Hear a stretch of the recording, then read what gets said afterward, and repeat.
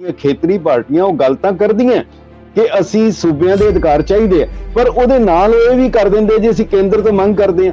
ਕੇਂਦਰ ਕਿਧਰੇ ਨਹੀਂ ਹੈਗਾ। ਕੇਂਦਰ ਇਜ਼ ਅ ਮਿਥ। ਕੇਂਦਰ ਦੀ ਕੋਈ ਆਪਣੀ ਜ਼ਮੀਨ ਨਹੀਂ, ਕੁਝ ਨਹੀਂ ਹੈਗੀ। ਚੰਡੀਗੜ੍ਹ ਦੇ EMPLOYEES ਦੀ ਮੰਗ ਸੀ, ਉਹ ਕਹਿੰਦੇ ਸੀ ਵੀ ਸਾਨੂੰ ਕੇਂਦਰ ਸਰਕਾਰ ਦੇ ਮੁਤਾਬਕ ਸਹੂਲਤਾਂ ਤੋਂ ਜੋ ਕਿ ਬਿਹਤਰ ਨੇ, ਪੰਜਾਬ ਤੋਂ ਜ਼ਿਆਦਾ ਬਿਹਤਰ ਨੇ। ਤੇ ਆਪਾਂ ਕੀ ਜ਼ਿਆਦਾ ਓਵਰ ਰਿਐਕਟ ਕਰ ਰਹੇ? ਬਿਲਕੁਲ ਓਵਰ ਰਿਐਕਟ ਨਹੀਂ ਕਰ ਰਹੇ, ਬਲਕਿ ਅੰਡਰ ਰਿਐਕਟ ਕਰ ਰਹੇ ਹਾਂ। ਅਸੀਂ ਰਿਐਕਟ ਕਰ ਹੀ ਨਹੀਂ ਰਹੇ। ਅਸੀਂ ਉਸ ਚੀਜ਼ ਦੇ ਉੱਤੇ, ਮੁੱਦੇ ਦੇ ਉੱਤੇ ਆ ਹੀ ਨਹੀਂ ਰਹੇ। ਅਕਾਲੀ ਦਲ ਜਦੋਂ ਸਪਲਿਟ ਹੋਇਆ, ਉਸ ਤੋਂ ਬਾਅਦ ਇਹਨਾਂ ਨੇ ਪੰਜਾਬ ਰੀਆਰਗੇਨਾਈਜੇਸ਼ਨ ਐਕਟ ਜਿਹੜਾ ਪਾਰਲੀਮੈਂਟ ਵਿੱਚ ਪੇਸ਼ ਕੀਤਾ। ਜਿਹੜਾ ਓਰੀਜਨਲ ਅਕਾਲੀ ਦਲ ਸੀਗਾ, ਉਸ ਦੇ ਨੁਮਾਇੰਦੇ ਸਨ ਸਰਦਾਰ ਕਪੂਰ ਸਿੰਘ, ਔਰ ਉਹਨਾਂ ਨੇ ਇਸ ਐਕਟ ਨੂੰ ਸੜਿਆ ਅੰਡਾ ਕਿਹਾ, ਜਿਹੜਾ ਕਿ ਇਲਿਸਿਟ ਚਾਈਲਡ ਕਿਹਾ। ਅੱਜ ਪੰਜਾਬ ਦੇ ਮੁੱਖ ਮੰਤਰੀ ਜਾਂ ਅਸੀਂ ਸਾਰੇ ਲੋਕ ਪੰਜਾਬ ਰੀਆਰਗੇਨਾਈਜੇਸ਼ਨ ਐਕਟ ਦੀ ਉਲੰਘਣਾ ਦੱਸ ਕੇ ਉਹਦੇ ਉੱਤੇ ਕਾਫੀ ਜ਼ਿਆਦਾ ਪਰੇਸ਼ਾਨ ਆ। ਤੇ ਤੁਸੀਂ ਕਹਿ ਰਹੇ ਹੋ ਉਹ ਐਕਟ ਆਪਣੇ ਆਪ ਦੇ ਵਿੱਚ ਦੀਵਾਰ ਤੇ ਮੱਥਾ ਮਾਰਨ ਲਾਇਕ ਲੈਜਿਸਲੇਸ਼ਨ ਸੀ। ਇਹਨਾਂ ਨੂੰ ਕਹੋ ਇੱਕ ਵਾਰੀ ਉਹਦੀਆਂ ਧਾਰਾਵਾਂ ਤੇ ਪੜ੍ਹ ਲਓ। ਹੁਣ ਜਦੋਂ ਇੱਕ ਚੀਜ਼ ਗੁੱਸੇ ਦੇ ਵਿੱਚ, ਕ੍ਰੋਧ ਵਿੱਚ ਆ ਕੇ ਦਿੱਤੀ ਗਈ ਹੈ, ਉਹਦਾ ਫਿਰ ਨਤੀਜਾ ਕੀ ਨਿਕਲਿਆ? ਉਹਦੇ ਵਿੱਚੋਂ ਪੰਜਾਬ ਦੀ ਹਾਈ ਕੋਰਟ ਖੋਲੀ ਗਈ, ਪੰਜਾਬ ਦੀ ਰਾਜਧਾਨੀ ਖੋਲੀ ਗਈ, ਉਹਦੇ ਵਿੱਚੋਂ 42 ਕਾਮਨ ਲਿੰਕਸ ਰੱਖ ਦਿੱਤੇ ਗਏ।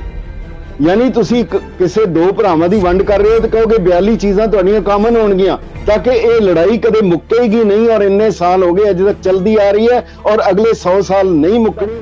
ਕੇਵਲ ਇਹ ਨਹੀਂ, ਉਹਦੇ ਵਿੱਚ ਲਿਖਿਆ ਗਿਆ ਪੰਜਾਬ ਯੂਨੀਵਰਸਿਟੀ, ਹੈਡ ਵਰਕਸ, ਜਿਹੜੇ ਭਾਖੜਾ ਬਿਆਸ ਮੈਨੇਜਮੈਂਟ ਬੋਰਡ, ਇਹ ਕਾਰਪੋਰੇਸ਼ਨਾਂ ਉਸੇ ਸੰਘ ਸਰਕਾਰ ਦੇ ਅਧੀਨ ਹੋਣਗੀਆਂ। ਇਹਦੇ ਮੈਨੇਜਮੈਂਟ ਸਾਰੀ ਉਹ ਕਰੇਗੀ। ਉਹਦੇ ਇਲਾਵਾ 7 ਕਾਰਪੋਰੇਸ਼ਨਾਂ ਸੀਗੀਆਂ ਜਿਹੜੀਆਂ ਪੰਜਾਬ ਦੀਆਂ, ਉਹ ਵੀ ਸਾਰੀਆਂ ਸੰਘ ਨੇ ਆਪਣੇ ਅਧੀਨ ਲੈ ਲਈਆਂ। 42 ਕੜੀਆਂ ਉਹਨਾਂ ਨੇ ਆਪਣੇ ਅਧੀਨ ਲੈ ਲਈਆਂ। ਸਿਰਫ ਇੰਨੀ ਸੀਗੀ ਕਿ ਪੰਜਾਬੀ ਬੋਲਦੇ ਇਲਾਕਿਆਂ ਦਾ ਸੂਬਾ ਬਣਾਇਆ ਜਾਏ, ਗੱਲ ਇੰਨੀ ਸੀਗੀ। ਕੋਈ ਹੋਰ ਮੰਗ ਨਹੀਂ ਸੀ ਹਿਮਾਚਲ ਦੀ। ਪੰਜਾਬ ਦੇ ਜਿੰਨੇ ਹਿੱਲ ਏਰੀਆਜ਼ ਹੈ ਸਾਰੇ ਹਿਮਾਚਲ ਨੂੰ ਦੇ ਦਿੱਤੇ ਗਏ, ਹਾਲਾਂ ਉਹਨਾਂ ਦੀ ਕੋਈ ਡਿਮਾਂਡ ਨਹੀਂ ਸੀ। ਉਸ ਵੇਲੇ ਸੰਤ ਫਤਿਹ ਸਿੰਘ ਜੀ ਨੇ, ਜਿਹੜੇ ਸ਼੍ਰੋਮਣੀ ਅਕਾਲੀ ਦਲ ਦੇ ਉਸ ਵੇਲੇ ਪ੍ਰਧਾਨ ਸਨ, ਉਹਨਾਂ ਨੇ ਇੰਗਲੈਂਡ ਦਾ ਦੌਰਾ ਕੀਤਾ ਔਰ ਕਿਹਾ ਕਿ ਮੇਰੇ ਘਰ ਸੋਹਣਾ ਬੱਚਾ ਜੰਮਿਆ, ਮਗਰ 3 ਮਹੀਨੇ ਬਾਅਦ ਕਹਿਣ ਲੱਗੇ ਮੇਰੇ ਨਾਲ ਧੋਖਾ ਹੋਇਆ। ਉਹਦੇ ਬਾਅਦ ਉਹਨਾਂ ਨੇ ਆ ਕੇ ਕਿਹਾ ਜੀ ਕਿ ਮੈਂ ਇਹਦੇ ਤੇ ਮੋਰਚਾ ਲਾਵਾਂਗਾ, ਔਰ ਜੇਕਰ 3 ਮਹੀਨੇ ਦੇ ਅੰਦਰ ਚੰਡੀਗੜ੍ਹ, ਪੰਜਾਬੀ ਬੋਲਦੇ ਇਲਾਕੇ ਔਰ ਹੈਡਵਰਕਸ ਨਹੀਂ ਦਿੱਤੇ ਗਏ, ਮੈਂ ਸੜ ਮਰਾਂਗਾ। ਸਰਦਾਰ ਕਪੂਰ ਸਿੰਘ ਜਿਹੜੇ ਦੂਜੇ ਅਕਾਲੀ ਦਲ ਦੇ ਸੀਗੇ, ਉਹਨਾਂ ਨੇ ਕਿਹਾ ਝੂਠ ਬੋਲਦਾ ਹੈ, ਇਹ ਸੜ ਕੇ ਨਹੀਂ ਮਰੇਗਾ, ਇਹ ਮਰ ਕੇ ਸੜੇਗਾ। ਔਰ ਉਹ ਕਹਿੰਦੇ ਹੈ ਕਿ ਜਦੋਂ ਅਕਾਲੀ ਪਾਵਰ ਵਿੱਚ ਹੁੰਦੇ ਆ, ਇਹਨਾਂ ਨੂੰ ਪੋਲੀਟੀਕਲ ਲਕਵਾ ਮਾਰ ਜਾਂਦਾ ਹੈ। ਜਦੋਂ ਇਹ ਹਟਦੇ ਆ, ਫਿਰ ਇਹ ਆਰਕਾਈਵ ਚੋਂ ਆਪਣੇ ਮਤੇ ਕੱਢ ਕੇ ਲੈ ਜਾਂਦੇ ਆ, ਫਿਰ ਉਹਨੂੰ ਝਾੜ ਝੂੜ ਕੇ ਰੱਖ ਦਿੰਦੇ ਹੈਗੇ। ਲੋਂਗੋਵਾਲ ਅਕਾਰਡ ਹੈ, ਉਸ ਸਮਝੌਤੇ ਵਿੱਚ ਇਹ ਕੀਤਾ ਗਿਆ ਕਿ ਰੋਲਾ ਬੜਾ ਪਾ ਦਿੱਤਾ ਗਿਆ ਜੀ ਕਿ ਚੰਡੀਗੜ੍ਹ ਦੇ ਦਿੱਤਾ, ਬੜੀਆਂ ਬਗਲਾਂ ਵਜਾਈਆਂ ਗਈਆਂ। ਇਹਦਾ ਮਤਲਬ ਕੈਪੀਟਲ ਪ੍ਰੋਜੈਕਟ ਏਰੀਆ, ਜਿਹਦਾ ਮਤਲਬ ਇਹ ਹੈਗਾ ਚੰਡੀਗੜ੍ਹ ਦਾ ਹਵਾਈ ਅੱਡਾ, ਚੰਡੀਗੜ੍ਹ ਦੀ ਆਫਟਰਾਈ, ਚੰਡੀਗੜ੍ਹ ਦਾ ਰੇਲਵੇ ਸਟੇਸ਼ਨ, ਇਹ ਇੰਡਸਟਰੀਅਲ ਏਰੀਆ, ਇਹ ਨਹੀਂ ਮਿਲੇਗਾ ਪੰਜਾਬ ਨੂੰ। ਇਹਨਾਂ ਅੱਧਾ ਅਧੂਰਾ ਚੰਡੀਗੜ੍ਹ ਪੰਜਾਬ ਨੂੰ ਦੇਣਾ ਸੀ 26 ਜਨਵਰੀ 1986 ਨੂੰ, ਉਹ ਵੀ ਨਹੀਂ ਦਿੱਤਾ। ਇਹ ਰੱਬ ਦਾ ਸ਼ੁਕਰ ਹੈ ਨਹੀਂ ਮਿਲਿਆ। ਮਤਲਬ ਹੈ ਕਿ ਜੋ ਨਰ ਪਰਉਪਕਾਰ ਕਰਨ ਤੇ ਤਿੰਨ ਕੋ ਹੋ ਸਹਾਏ ਖੁਦਾਏ, ਇਹ ਬਚ ਗਿਆ ਪੰਜਾਬ।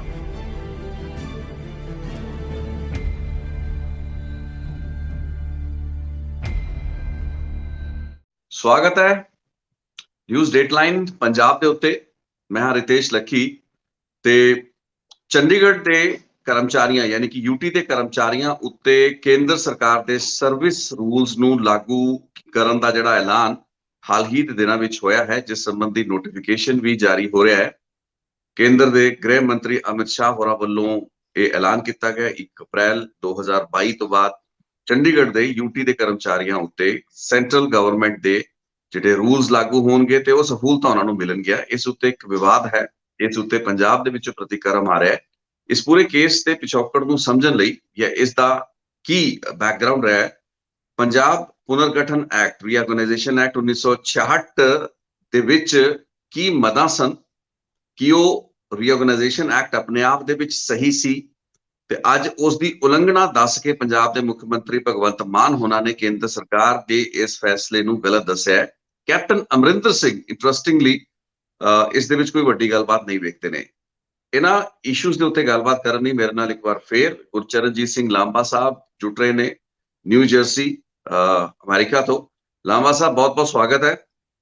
ਬਹੁਤ ਬਹੁਤ ਧੰਨਵਾਦ ਤੁਹਾਡਾ ਰਿਤੇਸ਼ ਲੱਖੀ ਜੀ, ਇਸ ਅਹਿਮ ਮਸਲੇ ਤੇ ਤੁਸੀਂ ਮੈਨੂੰ ਸੱਦਾ ਦਿੱਤਾ ਹੈ, ਮੈਨੂੰ ਵੀ ਪੰਜਾਬ ਦਾ ਹਿੱਸਾ ਸਮਝਿਆ, ਬੜੀ ਮਿਹਰਬਾਨੀ ਤੁਹਾਡੀ ਜੀ। ਗੁਰਚਰਨਜੀਤ ਸਿੰਘ ਲਾਂਬਾ ਸਾਹਿਬ ਸੰਤ ਸਿਪਾਹੀ ਦੇ ਐਡੀਟਰ ਰਹਿ ਚੁੱਕੇ ਨੇ, ਇੱਕ ਵਕੀਲ ਵੀ ਪੇਸ਼ੇ ਤੋਂ ਰਹੇ ਨੇ, ਤੇ ਕਾਨੂੰਨੀ ਜਿਹੜੀ ਘੁੰਡੀਆਂ ਰਹੀਆਂ ਨੇ ਪੰਜਾਬ ਦੀ ਸਟੇਟਹੁੱਡ ਨੂੰ ਲੈ ਕੇ, ਇੰਟਰ ਸਟੇਟ ਇਸ਼ੂਜ਼ ਨੂੰ ਲੈ ਕੇ, ਟੈਰੀਟੋਰੀਅਲ ਇਸ਼ੂਜ਼ ਨੂੰ ਲੈ ਕੇ, ਇੰਟਰ ਸਟੇਟ ਵਾਟਰ ਇਸ਼ੂਜ਼ ਨੂੰ ਲੈ ਕੇ ਕਾਫੀ ਗਹਿਰੀ ਸਮਝ ਰੱਖਦੇ ਨੇ। ਲਾਂਬਾ ਸਾਹਿਬ, ਤੁਸੀਂ ਇਸ ਘਟਨਾ ਕ੍ਰਮ ਨੂੰ ਕਿਵੇਂ ਵੇਖਦੇ ਹੋ? ਇਹ ਜੋ ਵੀ ਗੱਲਬਾਤ ਹੋਈ ਹੈ, ਤੁਹਾਡੇ ਹਿਸਾਬ ਨਾਲ ਇਹ ਫੈਸਲੇ ਦੇ ਉੱਤੇ ਬਹੁਤ ਲੋਕ ਕਹਿ ਰਹੇ ਨੇ, ਕੱਲ ਮੈਂ additional solicitor general Satpal Jain ਉਹਨਾਂ ਦਾ ਬਿਆਨ ਪੜ੍ਹ ਰਿਹਾ ਸੀ, ਕੈਪਟਨ ਅਮਰਿੰਦਰ ਦਾ ਬਿਆਨ ਪੜ੍ਹ ਰਿਹਾ ਸੀ, ਉਹ ਕਹਿੰਦੇ ਸਰਵਿਸ ਰੂਲਸ ਦੇ ਵਿੱਚ ਹੀ ਆ, ਸਹੂਲਤਾਂ ਕੇਂਦਰ ਸਰਕਾਰ ਦੇ ਮੁਤਾਬਕ ਹੈ, ਉਹਨਾਂ ਦੇ ਨਿਯਮਾਂ ਦੇ ਮੁਤਾਬਕ ਪੰਜਾਬ ਦੇ ਚੰਡੀਗੜ੍ਹ ਦੇ EMPLOYEES ਨੂੰ ਦੇਣਾ, ਕੋਈ ਏਡਾ ਲੰਬਾ ਚੌੜਾ ਵਿਵਾਦ ਨਹੀਂ ਹੋਣਾ ਚਾਹੀਦਾ। ਇਹਦੇ ਉੱਤੇ ਖਾਮ-ਖਾਂ ਦਾ ਇੱਕ ਨੀਡਲੈਸ ਕੰਟਰੋਵਰਸੀ ਨੂੰ ਕ੍ਰੀਏਟ ਕੀਤਾ ਜਾ ਰਿਹਾ, ਤੁਸੀਂ ਕੀ ਮੰਨਦੇ ਹੋ? ਬਹੁਤ ਅੱਛਾ, ਬੜਾ ਗੰਭੀਰ, ਬਹੁਤ ਜੇ ਇਸ ਨੂੰ ਕਹਿ ਲਿਆ ਜਾਏ, ਜਿਹੜੀ ਕਾਨੂੰਨੀ ਭਾਸ਼ਾ ਹੁੰਦੀ ਹੈ, it looks awfully simple but it is simply awful. ਬੜੇ ਛੋਟੇ ਲਫ਼ਜ਼ਾਂ ਵਿੱਚ ਇਹਦਾ ਨਟਸ਼ੈਲ ਹੈ। ਰਹਿ ਗਈ ਗੱਲ ਕਿ ਇਹ ਜਿਹੜਾ ਹੁਣ ਆਰਡਰ ਆਇਆ, ਇਹਦੇ ਤੇ ਇਹਤਜਾਜ ਕਰਨਾ, ਇਹਦੇ ਤੇ ਰੋਲਾ ਰੱਪਾ ਪਾਣਾ, ਇਹਦੇ ਤੇ ਸਾਰਾ ਕੁਝ ਕਰਨਾ ਇਦਾਂ ਹੀ ਲੱਗ ਰਿਹਾ ਜਿਵੇਂ ਹਾਥੀ ਲੰਘ ਗਿਆ ਤੇ ਪੂਛ ਰਹਿ ਗਈ ਹੈ, ਉਹਦੇ ਉੱਤੇ ਰੋਲਾ ਪਾਇਆ ਜਾ ਰਿਹਾ। ਤੁਸੀਂ ਵੀ ਇੱਕ ਲਫ਼ਜ਼ ਹੁਣੇ ਵਰਤਿਆ, ਉਹ ਲਫ਼ਜ਼ ਵਰਤਿਆ ਕਿ ਕੇਂਦਰ ਨੇ ਇਹ ਫੈਸਲਾ ਕੀਤਾ, ਕੇਂਦਰ ਨੇ ਲਾਗੂ ਕੀਤਾ ਜੀ। ਤੁਸੀਂ ਦੇਖੋ, ਇਹ ਯੂਟੀ ਹੈ, ਯੂਨੀਅਨ ਟੈਰੀਟਰੀ ਹੈ। ਰਿਤੇਸ਼ ਜੀ, ਅਸੀਂ ਬੁਨਿਆਦ ਦੇ ਉੱਤੇ ਜਾਈਏ, ਜਿਹੜਾ ਭਾਰਤ ਦਾ ਸੰਵਿਧਾਨ ਹੈ, ਕੋਈ ਵੀ ਕਾਨੂੰਨ, ਕੋਈ ਵੀ ਨਿਯਮ, ਕੋਈ ਵੀ ਰੂਲਸ, ਕੋਈ ਵੀ ਰੈਗੂਲੇਸ਼ਨ, ਕੋਈ ਵੀ ਆਦੇਸ਼ ਸੰਵਿਧਾਨ ਦੇ ਉਲਟ ਨਹੀਂ ਜਾ ਸਕਦਾ। ਭਾਰਤ ਦਾ ਸੰਵਿਧਾਨ, ਉਸ ਦੇ ਵਿੱਚ ਪਹਿਲਾ ਲਫ਼ਜ਼ ਹੈ India, that is union of states, ਯਾਨੀ ਕਿ ਕੁਝ ਸਟੇਟਾਂ ਇਕੱਠੀਆਂ ਹੋਈਆਂ, ਉਹਨਾਂ ਨੇ ਇੱਕ ਯੂਨੀਅਨ ਬਣਾਈ ਹੈ। ਇਹਦਾ ਮਤਲਬ ਹੈਗਾ ਕਿ ਸੈਂਟਰ ਕੁਝ ਨਹੀਂ ਹੈਗਾ, ਸਟੇਟਾਂ ਦੇ ਗਠਬੰਧਨ ਨੂੰ, ਉਹਨੂੰ ਸੰਘ ਕਿਹਾ ਗਿਆ, ਸੰਘ ਸਰਕਾਰ ਹੈ, ਕੇਂਦਰ ਸਰਕਾਰ ਨਹੀਂ ਹੈ। ਇੱਕ ਲਫ਼ਜ਼ ਦਾ ਬੜਾ ਫਰਕ ਪੈਂਦਾ, ਇੱਕ ਲਫ਼ਜ਼ ਦਾ, ਔਰ ਖਾਸ ਕਰਕੇ ਕਾਨੂੰਨੀ ਤੌਰ ਦੇ ਉੱਤੇ। ਤੋ ਜਿਹੜੀ ਯੂਨੀਅਨ ਹੈ, ਯੂਨੀਅਨ ਟੈਰੀਟਰੀ ਜਾਂ ਯੂਨੀਅਨ ਆਫ ਸਟੇਟਸ ਕਹਿਣਾ, ਇਹ ਫੈਡਰਲਿਜ਼ਮ ਦੀ ਗੱਲ ਕਰਦਾ। ਜੇਕਰ ਸੈਂਟਰ ਕਹਿ ਲਿਆ ਜਾਏ ਤੇ ਡਿਕਟੇਟੋਰੀਅਲ ਹੈ, ਉਹ ਇੱਕ ਕਿਸਮ ਦੀ ਡਿਕਟੇਟਰ ਧੱਕੇਸ਼ਾਹੀ ਹੈ, ਉਹ ਤਸਲੀਮ ਕਰਦਾ ਹੈ, ਉਹ ਦੱਸਦਾ ਹੈਗਾ। ਹੁਣ ਜਿਹੜਾ India that is union of states ਕਹਿ ਕੇ ਇਸ ਨੂੰ ਲਾਗੂ ਕੀਤਾ ਗਿਆ, ਪਰ ਹੌਲੇ ਹੌਲੇ ਇਹ ਹੋਇਆ ਕਿ ਜਦੋਂ ਭਾਰਤ ਦਾ ਸੰਵਿਧਾਨ ਬਣਿਆ ਸੀ, ਉਹਦੇ ਚ 3 ਲਿਸਟ ਹੈਗੀਆਂ ਸੀ, ਇੱਕ ਯੂਨੀਅਨ ਲਿਸਟ ਹੈਗੀ ਹੈ, ਇੱਕ ਕਨਕਰੈਂਟ ਲਿਸਟ ਹੈ, ਇੱਕ ਸਟੇਟ ਲਿਸਟ ਹੈ। ਹੌਲੇ ਸਹਿਜੇ ਸਾਰੀਆਂ ਮੱਦਾਂ ਜਿਹੜੀਆਂ ਸਟੇਟਸ ਦੀਆਂ ਖੋਹ ਕੇ ਉਹ ਉਹਨਾਂ ਨੇ ਯੂਨੀਅਨ ਲਿਸਟ ਵਿੱਚ ਪਾ ਲਈਆਂ। ਇਸੇ ਤਰੀਕੇ ਦੇ ਨਾਲ, ਜਿਸ ਤਰ੍ਹਾਂ ਭਾਰਤ ਇੱਕ ਯੂਨੀਅਨ ਆਫ ਸਟੇਟਸ ਹੈ, ਉਸ ਕਰਕੇ ਯੂਨੀਅਨ ਟੈਰੀਟਰੀ ਹੈ। ਐਨਟੀ ਰਾਮਾਰਾਓ ਕਿਹਾ ਕਰਦਾ ਸੀ, ਕਹਿੰਦਾ centre is a myth, there is no centre. ਪਰ ਨਹੀਂ, ਜਿਹੜੀ ਸਾਡੀ ਸਰਕਾਰ ਸੰਘ ਸਰਕਾਰ ਹੈ, ਉਹ ਸੰਘ ਸਰਕਾਰ ਦੀ ਮਨਸ਼ਾ ਭਾਵੇਂ ਕੋਈ ਵੀ ਹੈ, 1947 ਤੋਂ ਲੈ ਕੇ ਹੁਣ ਤੱਕ ਦੀ, ਭਾਵੇਂ ਉਹ ਕਾਂਗਰਸ ਦੀ ਹੈ, ਭਾਵੇਂ ਜਿਹੜੀ ਸਰਕਾਰ ਆਈ ਹੈ, ਉਸ ਦਾ ਹੁੰਦਾ ਹੈ ਕਿ ਜਿਤਨੇ ਅਧਿਕਾਰ ਸੂਬਿਆਂ ਦੇ ਹੈ ਉਹ ਖੋ ਕੇ ਕੀਤੇ ਜਾਣ, ਆਪਣੇ ਵਿੱਚ ਸ਼ਾਮਲ ਕੀਤੇ ਜਾਣ। ਜਿਹੜੀਆਂ ਰਾਜ ਸਰਕਾਰਾਂ ਜਾਂ ਜਿਹੜੀਆਂ ਖੇਤਰੀ ਪਾਰਟੀਆਂ, ਉਹ ਗੱਲ ਤਾਂ ਕਰਦੀਆਂ ਕਿ ਅਸੀਂ ਸੂਬਿਆਂ ਦੇ ਅਧਿਕਾਰ ਚਾਹੀਦੇ ਆ, ਪਰ ਉਹਦੇ ਨਾਲ ਇਹ ਵੀ ਕਰ ਦਿੰਦੇ ਜੇ ਅਸੀਂ ਕੇਂਦਰ ਤੋਂ ਮੰਗ ਕਰਦੇ ਹਾਂ। ਤੁਸੀਂ ਆਪ ਹੀ ਉਸ ਨੂੰ ਕੇਂਦਰ ਕਹੀ ਜਾ ਰਹੇ ਹੋ। ਇੱਕ ਬੜੀ ਵੱਡੀ ਅਨੋਮਲੀ ਹੈ, ਇੱਕ ਬੜੀ ਵੱਡੀ ਦੁਬਿਧਾ ਹੈਗੀ ਆ ਉਹਨਾਂ ਦੇ ਮਨ 'ਚ। ਸਭ ਤੋਂ ਪਹਿਲਾ ਲਫ਼ਜ਼ ਤਾਂ ਇਹ ਹੈ ਕਿ ਕੇਂਦਰ ਕਿਧਰੇ ਨਹੀਂ ਹੈਗਾ, ਕੇਂਦਰ ਇਜ਼ ਅ ਮਿਥ, ਕੇਂਦਰ ਦੀ ਕੋਈ ਆਪਣੀ ਜ਼ਮੀਨ ਨਹੀਂ, ਕੁਝ ਨਹੀਂ ਹੈਗੀ। ਉਹ ਸੂਬਿਆਂ ਦੇ ਅਧਿਕਾਰਾਂ ਨੂੰ ਖਿੱਚ ਕੇ ਉਹ ਫਿਰ ਆਪਣੇ ਦੇ, ਬਿਲਕੁਲ ਇਸੇ ਤਰੀਕੇ ਨਾਲ ਅਮਰੀਕਾ ਦਾ ਸੰਵਿਧਾਨ ਜਿਹੜਾ ਹੈ ਉਹ ਵੀ ਯੂਨਾਈਟਿਡ ਸਟੇਟਸ ਆਫ ਅਮਰੀਕਾ ਹੈਗਾ। ਹੁਣ ਤੁਸੀਂ ਕਹਿਣ ਦੀ ਕੋਸ਼ਿਸ਼ ਕਰ ਰਹੇ ਹੋ ਕਿ ਯੂਨੀਅਨ ਆਫ ਇੰਡੀਆ ਔਰ ਯੂਨੀਅਨ ਆਫ ਸਟੇਟਸ ਤੇ ਸੈਂਟਰ ਦੇ ਵਿੱਚ ਫਰਕ ਹੈ। ਸੈਂਟਰ ਦਾ ਕੋਈ ਸ਼ਬਦ ਕਨਸਟੀਟਿਊਸ਼ਨ ਦੇ ਵਿੱਚ ਨਹੀਂ ਹੈ, ਹੈ ਹੀ ਨਹੀਂ। ਪਰ ਨਹੀਂ, ਉਹਦੇ 'ਚ ਇਹ ਕੀਤਾ ਗਿਆ ਹੈ, ਜਿਹੜੀ ਸਾਡੀ ਯੂਨੀਅਨ ਗਵਰਨਮੈਂਟ ਹੈ, ਉਹ ਜਾਣ ਬੁੱਝ ਕੇ ਇੱਕ ਕਿਸਮ ਨੂੰ ਅਹਿਸਾਸ ਦਿਵਾਉਣ ਲਈ, ਉਸ ਖਤਮ ਕਰਨ ਲਈ central board health scheme, central board of direct Texas, central industrial security force ਹੈ ਨਾ, ਸੈਂਟਰਲ ਰੈਵਨਿਊ ਫੋਰਸ, ਇਹ ਸਾਰੇ ਸੈਂਟਰ ਕਹਿ ਕੇ ਅਸੀਂ ਵੀ ਉਹਨੂੰ ਕੇਂਦਰ ਕਹਿਣਾ ਸ਼ੁਰੂ ਕਰਤਾ। ਜਿਹੜੇ ਉਸ ਦੀ ਵਿਰੋਧਤਾ ਕਰ ਰਹੇ ਉਹ ਵੀ ਉਹਨੂੰ ਕੇਂਦਰ ਕਹੀ ਜਾ ਰਹੇ। ਕੇਂਦਰ ਹੈ ਹੀ ਨਹੀਂਗਾ, ਕੇਂਦਰ ਦੀ ਆਪਣੀ ਕੁਝ ਨਹੀਂਗਾ। ਜਿਵੇਂ ਅਮਰੀਕਾ ਹੈ, ਉਹਦੇ ਅਮਰੀਕਾ ਵੀ ਯੂਨਾਈਟਿਡ ਜੀ ਨਹੀਂ, ਨੋਮਨਕਲੇਚਰ ਦੀ ਗੱਲ ਹੈ, ਲੇਕਿਨ ਮੈਂ ਗੰਭੀਰ ਮੁੱਦੇ ਤੇ ਆਵਾਂਗਾ ਵੀ ਇਹਨਾਂ ਹਾਂਜੀ ਸਰਵਿਸ ਰੂਲਸ ਦੇ ਵਿੱਚ ਬਦਲਾਅ ਦੇ ਨਾਲ ਜੀ ਅਸੀਂ EMPLOYEES ਦੀ ਕੁਝ ਟਰਮਸ ਐਂਡ ਕੰਡੀਸ਼ਨ ਚੇਂਜ ਕਰਦੇ ਆ। ਸਾਰੇ ਕਹਿ ਰਹੇ ਨੇ ਵੀ ਜੇ ਚੰਡੀਗੜ੍ਹ ਦੇ EMPLOYEES ਦੀ ਮੰਗ ਸੀ, ਉਹ ਕਹਿੰਦੇ ਸੀ ਵੀ ਸਾਨੂੰ ਕੇਂਦਰ ਸਰਕਾਰ ਦੇ ਮੁਤਾਬਕ ਸਹੂਲਤਾਂ ਤੋਂ ਜੋ ਕਿ ਬਿਹਤਰ ਨੇ, ਪੰਜਾਬ ਤੋਂ ਜ਼ਿਆਦਾ ਬਿਹਤਰ ਨੇ, ਸੋ ਉਹਦੇ ਨਾਲ ਐਡਾ ਗੰਭੀਰ ਸੰਕਟ ਆਪਾਂ ਕਿਉਂ ਖੜਾ ਹੁੰਦਾ ਹੋਇਆ ਵੇਖ ਰਿਹਾ? ਆਪਾਂ ਕੀ ਜ਼ਿਆਦਾ ਓਵਰ ਰਿਐਕਟ ਕਰ ਰਹੇ ਹਾਂ? ਰਿਤੇਸ਼ ਜੀ, ਬਿਲਕੁਲ ਓਵਰ ਰਿਐਕਟ ਨਹੀਂ ਕਰ ਰਹੇ, ਬਲਕਿ ਅੰਡਰ ਰਿਐਕਟ ਕਰ ਰਹੇ ਹਾਂ। ਅਸੀਂ ਰਿਐਕਟ ਕਰ ਹੀ ਨਹੀਂ ਰਹੇ, ਅਸੀਂ ਉਸ ਚੀਜ਼ ਦੇ ਉੱਤੇ, ਮੁੱਦੇ ਦੇ ਉੱਤੇ ਆ ਹੀ ਨਹੀਂ ਰਹੇ ਜਿਹੜਾ ਅਸਲੀ ਮੁੱਦਾ ਹੈ। ਮੈਂ ਜਿਵੇਂ ਬੇਨਤੀ ਕੀਤੀ ਹੈ ਕਿ ਜਿਹੜੇ ਰਾਜਾਂ ਦੇ ਅਧਿਕਾਰ ਸੀਗੇ, ਇਹ ਇੱਕ ਅਖੀਰਲੀ ਚੀਜ਼ ਹੈ ਜਿਹੜਾ ਉਸ ਨੂੰ ਖਿੱਚ ਕੇ, ਇਹਦੇ ਬਾਅਦ ਤੇ ਫਿਰ ਇੱਕੋ ਚੀਜ਼ ਰਹਿ ਜਾਏਗੀ ਕਿ ਪੰਜਾਬ ਨੂੰ ਇੱਕ ਯੂਨੀਅਨ ਟੈਰੀਟਰੀ ਲਾਗੂ ਕਰ ਦਿੱਤਾ ਜਾਏ, ਪੰਜਾਬ ਇਟਸੈਲਫ ਨੂੰ ਇੱਕ ਯੂਨੀਅਨ ਸੂਬਾ ਕਰ ਦਿੱਤਾ ਜਾਏ, ਗੱਲ ਹੀ ਝਗੜਾ ਹੀ ਮੁੱਕੇ। ਜਦੋਂ ਤੁਸੀਂ ਉਹਦੇ 50 ਕਿਲੋਮੀਟਰ ਦੇ ਏਰੀਏ ਦੇ ਉੱਤੇ ਆਪਣੀ ਯੂਨੀਅਨ ਦੀ ਫੋਰਸ ਲਗਾਤੀ, ਜੇ ਤੁਸੀਂ ਨਾਰਕੋਟਿਕਸ ਦੇ ਕਹਿ ਰਹੇ ਹੋ ਉਹਦੇ ਚ ਕਰ ਰਹੇ ਹੈ, ਤੁਹਾਡੀਆਂ ਹੋਰ ਉਹਦੀ ਸਾਰੀਆਂ ਏਜੰਸੀਜ਼ ਉੱਥੇ ਹੈਗੀਆਂ, ਉਹਦੇ ਬਾਅਦ ਤੇ ਕੋਈ ਰਹਿ ਨਹੀਂ ਗਿਆ। ਇਹਦੀ ਸ਼ੁਰੂਆਤ ਜਿਹੜੀ ਹੈਗੀ ਹੈ ਇਸ ਸਾਰੇ ਮਸਲੇ ਦੀ, ਜੇ ਤੁਸੀਂ ਦੇਖੋਗੇ ਤਾਂ ਉਹ ਹੈਗੀ ਹੈ 1966 ਦਾ ਪੰਜਾਬ ਰੀਆਰਗੇਨਾਈਜੇਸ਼ਨ ਐਕਟ, ਜਿਹਦਾ ਤੁਸੀਂ ਜ਼ਿਕਰ ਕੀਤਾ। ਹੁਣ ਪੰਜਾਬ ਰੀਆਰਗੇਨਾਈਜੇਸ਼ਨ ਐਕਟ ਜਿਹੜਾ ਹੈਗਾ ਜਿਸ ਵੇਲੇ ਪਾਸ ਹੁੰਦਾ, ਉਹਦੀ ਥੋੜੀ ਜੀ ਸਾਨੂੰ ਬੈਕਗਰਾਉਂਡ ਦੇਖਣੀ ਪੈਣੀ ਹੈ, ਥੋੜੀ ਜੀ ਬੈਕਗਰਾਉਂਡ। 1947 ਤੋਂ ਲੈ ਕੇ 1966 ਤੱਕ ਸ਼੍ਰੋਮਣੀ ਅਕਾਲੀ ਦਲ ਸੂਬਿਆਂ ਦੇ ਅਧਿਕਾਰਾਂ ਲਈ, ਪੰਜਾਬੀ ਸੂਬੇ ਲਈ, ਬੋਲੀ ਲਈ, ਹੋਰ ਚੀਜ਼ਾਂ ਲਈ ਉਹ ਲੜਦਾ ਰਿਹਾ, ਉਹ ਮੋਰਚੇ ਲਾਉਂਦਾ ਰਿਹਾ। 1920 ਤੋਂ ਲੈ ਕੇ ਮੋਰਚੇ ਲੱਗਦੇ ਰਹੇ 1966 ਤੱਕ। ਇਹ ਮੋਰਚਿਆਂ ਤੋਂ ਬਣੀ ਪਾਰਟੀ ਸੀ, ਮੋਰਚਿਆਂ ਦੇ ਵਿੱਚੋਂ ਨਿਕਲੀ ਸੀ, ਪਰ ਬਾਅਦ ਵਿੱਚ ਇਸ ਨੂੰ ਖੁਦ ਨੂੰ ਮੋਰਚਾ ਲੱਗ ਗਿਆ, ਮੋਰਚਾ ਜੰਗਾਲ ਨੂੰ ਵੀ ਕਹਿੰਦੇ ਆ। ਉਹ ਜਿਹੜਾ ਮੋਰਚਾ ਲੱਗ ਗਿਆ, ਮੋਰਚਿਆਂ ਚੋਂ ਨਿਕਲੀ ਪਾਰਟੀ 1966 ਤੱਕ ਜਿਹੜੀ ਸਾਡੀ ਯੂਨੀਅਨ ਗਵਰਨਮੈਂਟ, ਜਿਹਨੂੰ ਕੇਂਦਰ ਕਹਿੰਦੇ ਆ, ਆਮ ਲੋਕਾਂ ਦੇ ਮੂੰਹ ਦੇ ਉੱਤੇ ਚੜ ਚੁੱਕਾ ਹੈ, ਉਸ ਦੀ ਬੜੀ ਕੋਸ਼ਿਸ਼ ਸੀ ਇਸ ਅਕਾਲੀ ਦਲ ਨੂੰ ਕਿਸ ਤਰ੍ਹਾਂ ਤੋੜਿਆ ਜਾਏ। ਉਹ ਸਾਰੇ ਸਾਮ ਦਾਮ ਦੰਡ ਭੇਦ ਵਰਤ ਕੇ ਨਹੀਂ ਤੋੜੇ, ਮਗਰ 1966 ਵਿੱਚ ਇਹਦੇ ਚ ਬੜੀ ਜ਼ਬਰਦਸਤ ਜਿਹੜੀ ਕੇਂਦਰ ਸਪਾਂਸਰਡ, ਮੈਂ ਕੇਂਦਰ ਲਫ਼ਜ਼ ਜਾਣਬੁੱਝ ਕੇ ਵਰਤ ਰਿਹਾ, ਉਹ ਸਪਾਂਸਰਡ ਐਸੀ ਹੋਈ, ਇਹ ਸਪਲਿਟ ਹੋਇਆ। ਅਕਾਲੀ ਦਲ ਜਦੋਂ ਸਪਲਿਟ ਹੋਇਆ, ਉਸ ਤੋਂ ਬਾਅਦ ਇਹਨਾਂ ਨੇ ਪੰਜਾਬ ਰੀਆਰਗੇਨਾਈਜੇਸ਼ਨ ਐਕਟ ਜਿਹੜਾ ਹੈ ਪਾਰਲੀਮੈਂਟ ਵਿੱਚ ਪੇਸ਼ ਕੀਤਾ। ਹੁਣ ਦੇਖੋ ਬੜੀ ਇੰਟਰਸਟਿੰਗ ਹੈਗੀ ਹੈ, ਜਦੋਂ ਰੀਆਰਗੇਨਾਈਜੇਸ਼ਨ ਐਕਟ ਪੇਸ਼ ਕੀਤਾ ਜਾਂਦਾ ਹੈ, ਜਿਹੜਾ ਓਰੀਜਨਲ ਅਕਾਲੀ ਦਲ ਸੀਗਾ ਉਸ ਦੇ ਨੁਮਾਇੰਦੇ ਸਨ ਸਰਦਾਰ ਕਪੂਰ ਸਿੰਘ। ਉਹਨਾਂ ਨੇ ਪਾਰਲੀਮੈਂਟ ਦੇ ਵਿੱਚ ਉਹਦੇ ਚ ਉਹਨਾਂ ਨੇ ਰੀਆਰਗੇਨਾਈਜੇਸ਼ਨ ਐਕਟ ਦੇ ਬਾਰੇ 6 ਸਤੰਬਰ 1966 ਨੂੰ ਇੱਕ ਬਹੁਤ ਵੱਡੀ ਤਕਰੀਰ ਦਿੱਤੀ। ਉਹਦਾ ਨਾਂ ਰੱਖਿਆ ਗਿਆ ਬੈਟਰੀਅਲ ਆਫ ਦਾ ਸਿਕਸ।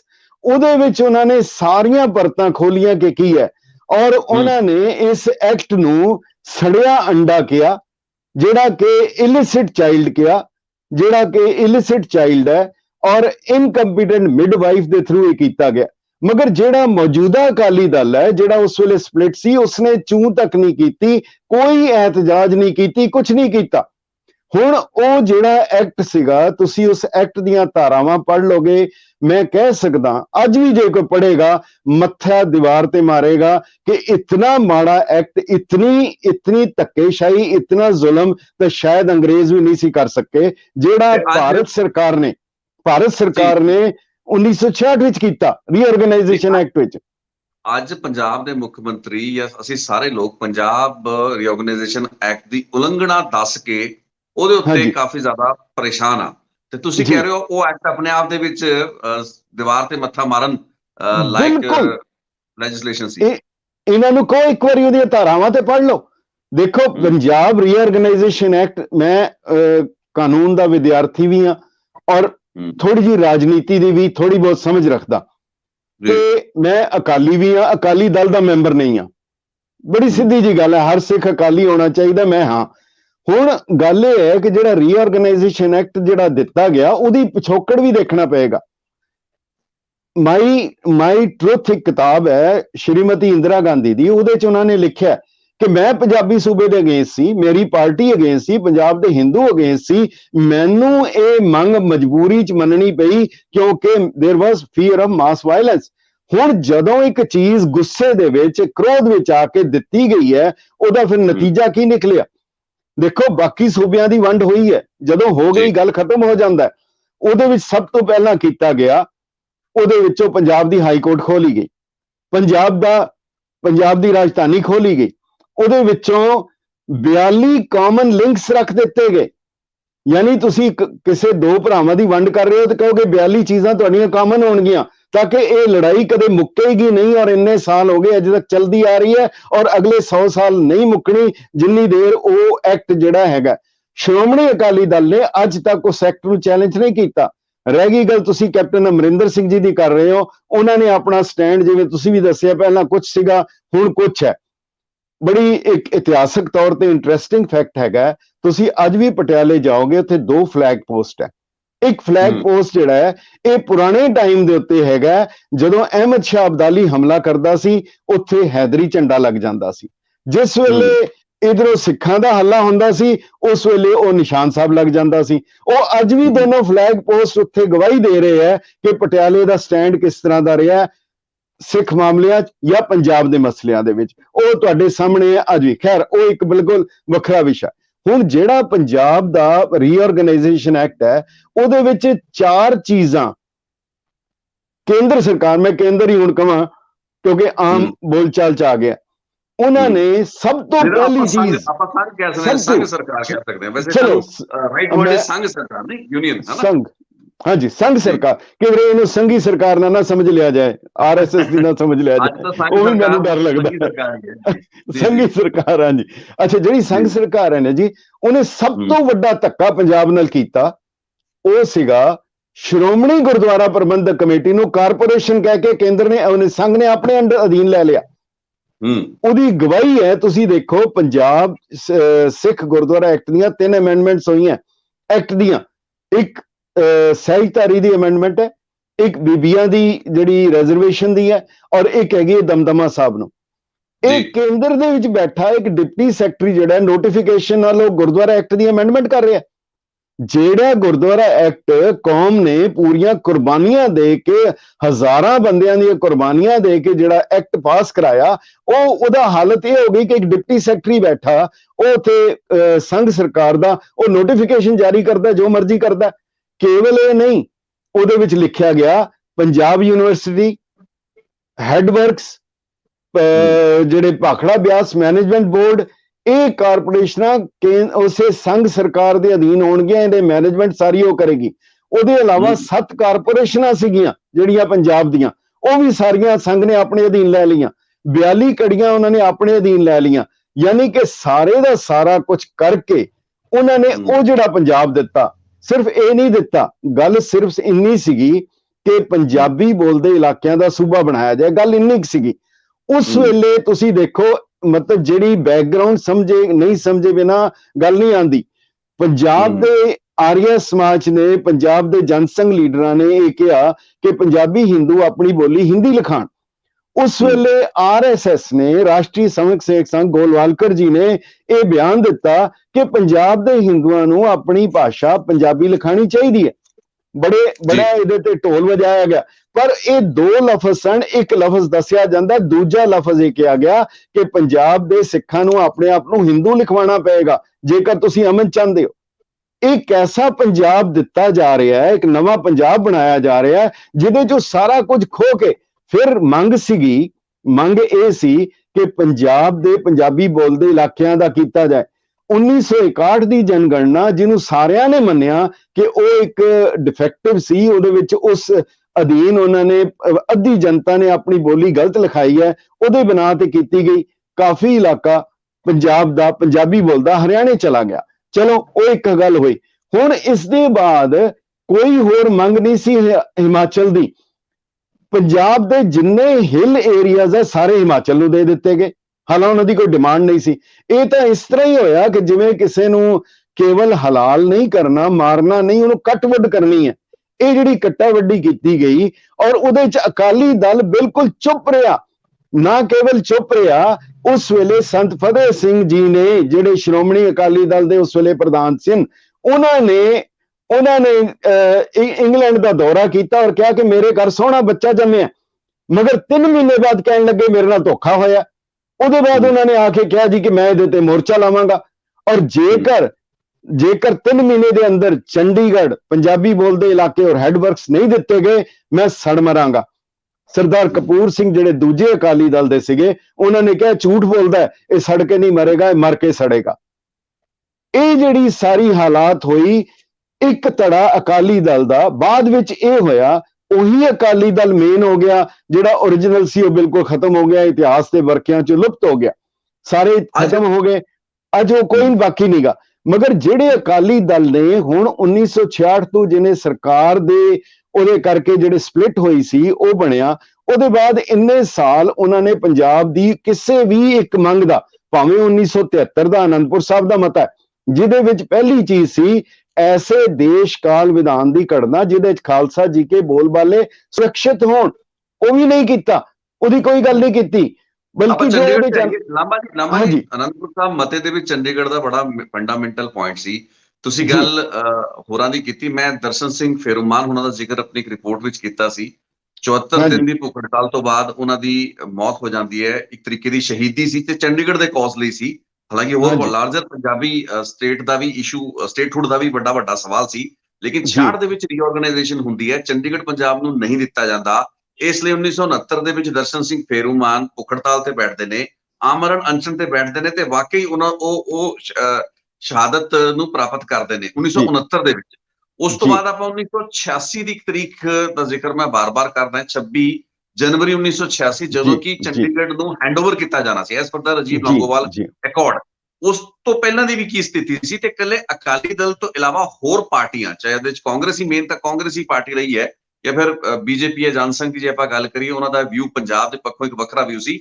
ਇਹ ਦੋਵੇਂ ਹੋਰ ਪਾਰਟੀਆਂ ਦਾ ਵੀ ਆਪਾਂ ਸਟੈਂਡ ਸਮਝੇ, ਕਿਉਂਕਿ ਅਕਾਲੀ ਦਲ ਨੇ ਕੀ ਕੀਤਾ ਕੀ ਨਹੀਂ ਕੀਤਾ ਉਹਦਾ ਇੱਕ ਵੱਖਰਾ ਇਸ਼ੂ ਹੈ। ਕਈ ਲੀਡਰਾਂ ਵੱਲੋਂ ਸਮੇਂ ਰਹਿੰਦਿਆਂ ਹੋਇਆਂ ਸਹੀ ਸਟੈਂਡ ਨਾ ਲੈ ਪਾਉਣ ਕਾਰਨ ਬੜਾ ਨੁਕਸਾਨ ਹੋਇਆ। ਅੱਜ ਬੇਸ਼ੱਕ ਪ੍ਰਕਾਸ਼ ਸਿੰਘ ਬਾਦਲ ਨੇ ਵੀ ਕੱਲ ਬਿਆਨ ਦਿੱਤਾ ਹੈ, ਲੇਕਿਨ ਜੇ ਆਪਾਂ ਵਿਵਹਾਰਿਕ ਪੱਧਰ ਉੱਤੇ ਦੇਖੀਏ, 1997 ਤੋਂ ਬਾਅਦ 25 ਸਾਲਾਂ ਦਾ ਰਾਜ ਰਿਹਾ। 2 ਵਾਰ ਕੈਪਟਨ ਅਮਰਿੰਦਰ ਸਿੰਘ, ਜੋ ਕਿ ਕੱਲ ਆਪਣੇ ਆਪ ਨੂੰ ਪ੍ਰੈਸ ਨੋਟ ਦੇ ਵਿੱਚ ਉਹਨਾਂ ਨੇ ਕਿਹਾ ਵੀ ਮੈਂ ਤਾਂ ਪਾਣੀਆਂ ਦਾ ਰਾਖਾ ਸੀ, 2004 ਦੇ ਵਿੱਚ ਮੈਂ ਪਾਣੀਆਂ ਦੇ ਸਮਝੌਤੇ ਰੱਦ ਕਰਾਏ, 1982 ਦੇ ਵਿੱਚ ਕਪੂਰੀ ਦੇ ਟੱਕ ਲੁਆਉਣ ਮੌਕੇ ਕਿਵੇਂ ਉਹਨਾਂ ਦਾ ਇੰਦਰਾ ਗਾਂਧੀ ਦਾ ਖੈਰ ਮਕਦਮ ਕੀਤਾ ਸੀ, ਉਹਦਾ ਜ਼ਿਕਰ ਨਹੀਂ ਕਰਦੇ। ਤੇ ਪ੍ਰਕਾਸ਼ ਸਿੰਘ ਬਾਦਲ ਵੀ ਕਹਿ ਰਹੇ ਨੇ। ਹੋਰ ਪਾਰਟੀਆਂ ਦਾ ਸਟੈਂਡ ਮੈਂ ਜ਼ਰੂਰ ਸਮਝਣਾ ਚਾਹਾਂਗਾ ਅਦਰ ਦੈਨ ਅਕਾਲੀ ਦਲ। ਕਾਂਗਰਸ ਤੇ ਜਨਸੰਘ ਦੀ ਤੁਸੀਂ ਕੁਝ ਹੱਦ ਤੱਕ ਗੱਲ ਕੀਤੀ ਹੈ, ਪੰਜਾਬੀ ਹਿੰਦੂਆਂ ਦੇ ਵਿੱਚ ਇੱਕ ਬਹੁਤ ਵੱਡਾ ਫੀਅਰ ਸਾਈਕੋਸਿਸ ਕ੍ਰੀਏਟ ਕਰਕੇ ਇਹ ਸਟੇਟਹੁੱਡ ਜਾਂ ਫਿਰ ਚੰਡੀਗੜ੍ਹ ਦੇ ਮੁੱਦੇ ਨੂੰ ਹਵਾ ਦੇ ਵਿੱਚ ਹੀ ਰੱਖਿਆ ਗਿਆ। ਜੀ ਬਿਲਕੁਲ ਤੁਸੀਂ ਠੀਕ ਕਹਿ ਰਹੇ ਹੋ। ਇਹ ਜਿਹੜਾ ਸਰ ਦਰਸ਼ਨ ਸਿੰਘ ਫੇਰੂਮਾਨ ਦਾ ਜਿਹੜਾ ਮਰਨ ਵਰਤ ਹੋਇਆ, ਜਦੋਂ ਸਰਦਾਰ ਦਰਸ਼ਨ ਸਿੰਘ ਫੇਰੂਮਾਨ ਦੇ ਇੱਕ ਬੜੀ ਇਹਦੇ 'ਚ ਵੀ ਦਿਲਚਸਪ ਹੈ, ਉਹਨਾਂ ਦੀ ਲਿਖਤੀ ਵਸੀਅਤ ਜਿਹੜੀ ਹੈ, ਚੰਡੀਗੜ੍ਹ ਦਾ ਮੁੱਦਾ ਤਾਂ ਹੈ ਹੀ ਸੀਗਾ, ਉਹਦੇ 'ਚ ਉਹਨਾਂ ਨੇ ਲਿਖਤੀ ਤੌਰ ਦੇ ਉੱਤੇ ਜਿਹੜੀ ਵਸੀਅਤ ਛਪੀ ਹੋਈ ਹੈ, ਜਿਹਦੇ ਤੇ ਪੰਜਾਬੀ ਯੂਨੀਵਰਸਿਟੀ ਨੇ ਵੀ ਉਹਦੇ ਤੇ ਪੂਰਾ ਸਹੀ ਛਾਪਿਆ, ਉਹਨਾਂ ਨੇ ਆਪਣੇ ਮਰਨ ਵਰਤ ਦੇ 2 ਗੱਲਾਂ ਹੋਰ ਲਿਖੀਆਂ ਸੀ ਚੰਡੀਗੜ੍ਹ ਦੇ ਇਲਾਵਾ। ਇੱਕ ਤਾਂ ਕਿ ਬਾਰ-ਬਾਰ ਮਰਨ ਵਰਤ ਰੱਖਿਆ ਜਾਣਾ, ਝੂਠੀਆਂ ਸਹੁੰਆਂ ਖਾ ਕੇ ਅਕਾਲ ਤਖਤ ਸਾਹਿਬ ਦੇ ਉੱਤੇ ਬੇਹੁਰਮਤੀ ਕਰਨੀ, ਉੱਥੇ ਪਏ ਹੋਏ ਹਵਨ ਕੁੰਡ ਜਿਹੜੇ ਉਹ ਬਣਾਏ ਗਏ ਸੀ ਕਿ ਇਹਨਾਂ ਹਵਨ ਕੁੰਡਾਂ 'ਚ ਸੰਤ ਬਾਬਾ ਫਤਿਹ ਸਿੰਘ ਜੀ ਨੇ ਸੜ ਮਰਨਾ ਸੀ, ਉਹਨਾਂ ਦੇ ਵਿਰੋਧ ਵਿੱਚ। ਔਰ ਤੀਸਰੀ ਸੀ ਸਿੱਖ ਹੋਮਲੈਂਡ ਦੀ ਪ੍ਰਾਪਤੀ ਲਈ। ਜਦੋਂ ਅਕਾਲੀ ਦਲ ਸਪਲਿਟ ਹੁੰਦਾ, ਉਹਨਾਂ ਨੇ ਸਿੱਖ ਹੋਮਲੈਂਡ ਦਾ ਮਤਾ ਪਾਸ ਕੀਤਾ ਸੀ। ਹੁਣ ਉਹਦੇ ਤੇ ਸਰਦਾਰ ਦਰਸ਼ਨ ਸਿੰਘ ਫੇਰੂਮਾਨ ਜੋ ਕਿ ਅਕਾਲੀ ਦਲ ਦੇ ਵਿਰੋਧ ਵਿੱਚ ਸੀਗੇ, ਇਹਨਾਂ ਨੂੰ ਵਿਰੋਧ ਲੱਗਾ, ਇਹਨਾਂ ਨੇ ਉਹਨਾਂ ਨੂੰ ਅਰੈਸਟ ਵੀ ਕੀਤਾ, ਉਹਨਾਂ ਨੂੰ ਰੁਕਾਵਟ ਵੀ ਪਾਈ। ਮਗਰ ਅਖੀਰਲੇ ਦਿਨ ਸੰਤ ਫਤਿਹ ਸਿੰਘ ਉਹਨਾਂ ਨੂੰ ਮਿਲਣ ਗਏ। ਉਹਨਾਂ ਦੀ ਦਰਸ਼ਨ ਸਿੰਘ ਫੇਰੂਮਾਨ ਦੀ ਸ਼ਹਾਦਤ ਹੋ ਜਾਂਦੀ ਹੈ, ਮਗਰ ਉਹਦੇ ਵਿੱਚ ਉਹ 2 ਗੱਲਾਂ ਦਾ, ਅਰਦਾਸ ਦਾ ਤੇ ਸਿੱਖ ਹੋਮਲੈਂਡ ਦਾ ਕੋਈ ਜ਼ਿਕਰ ਸ਼੍ਰੋਮਣੀ ਕਮੇਟੀ ਨੇ ਨਹੀਂ ਕੀਤਾ, ਅਕਾਲੀ ਦਲ ਨੇ ਨਹੀਂ ਕੀਤਾ। ਉਸ ਦੇ ਬਾਅਦ ਕਾਫੀ ਚਿਰ ਬਾਅਦ ਭੌਰ ਸਾਹਿਬ ਨੇ ਸ਼੍ਰੋਮਣੀ ਕਮੇਟੀ ਦੀ ਮੀਟਿੰਗ ਵਿੱਚ ਕਿਹਾ ਕਿ ਇਹ ਗਲਤ ਬਿਆਨੀ ਹੈ ਜਿਹੜੀ ਸ਼੍ਰੋਮਣੀ ਕਮੇਟੀ ਦੇ ਰੈਜ਼ੋਲੂਸ਼ਨ ਵਿੱਚ, ਉਹ ਸ਼੍ਰੋਮਣੀ ਕਮੇਟੀ ਨੇ ਦਰੁਸਤ ਵੀ ਕੀਤਾ।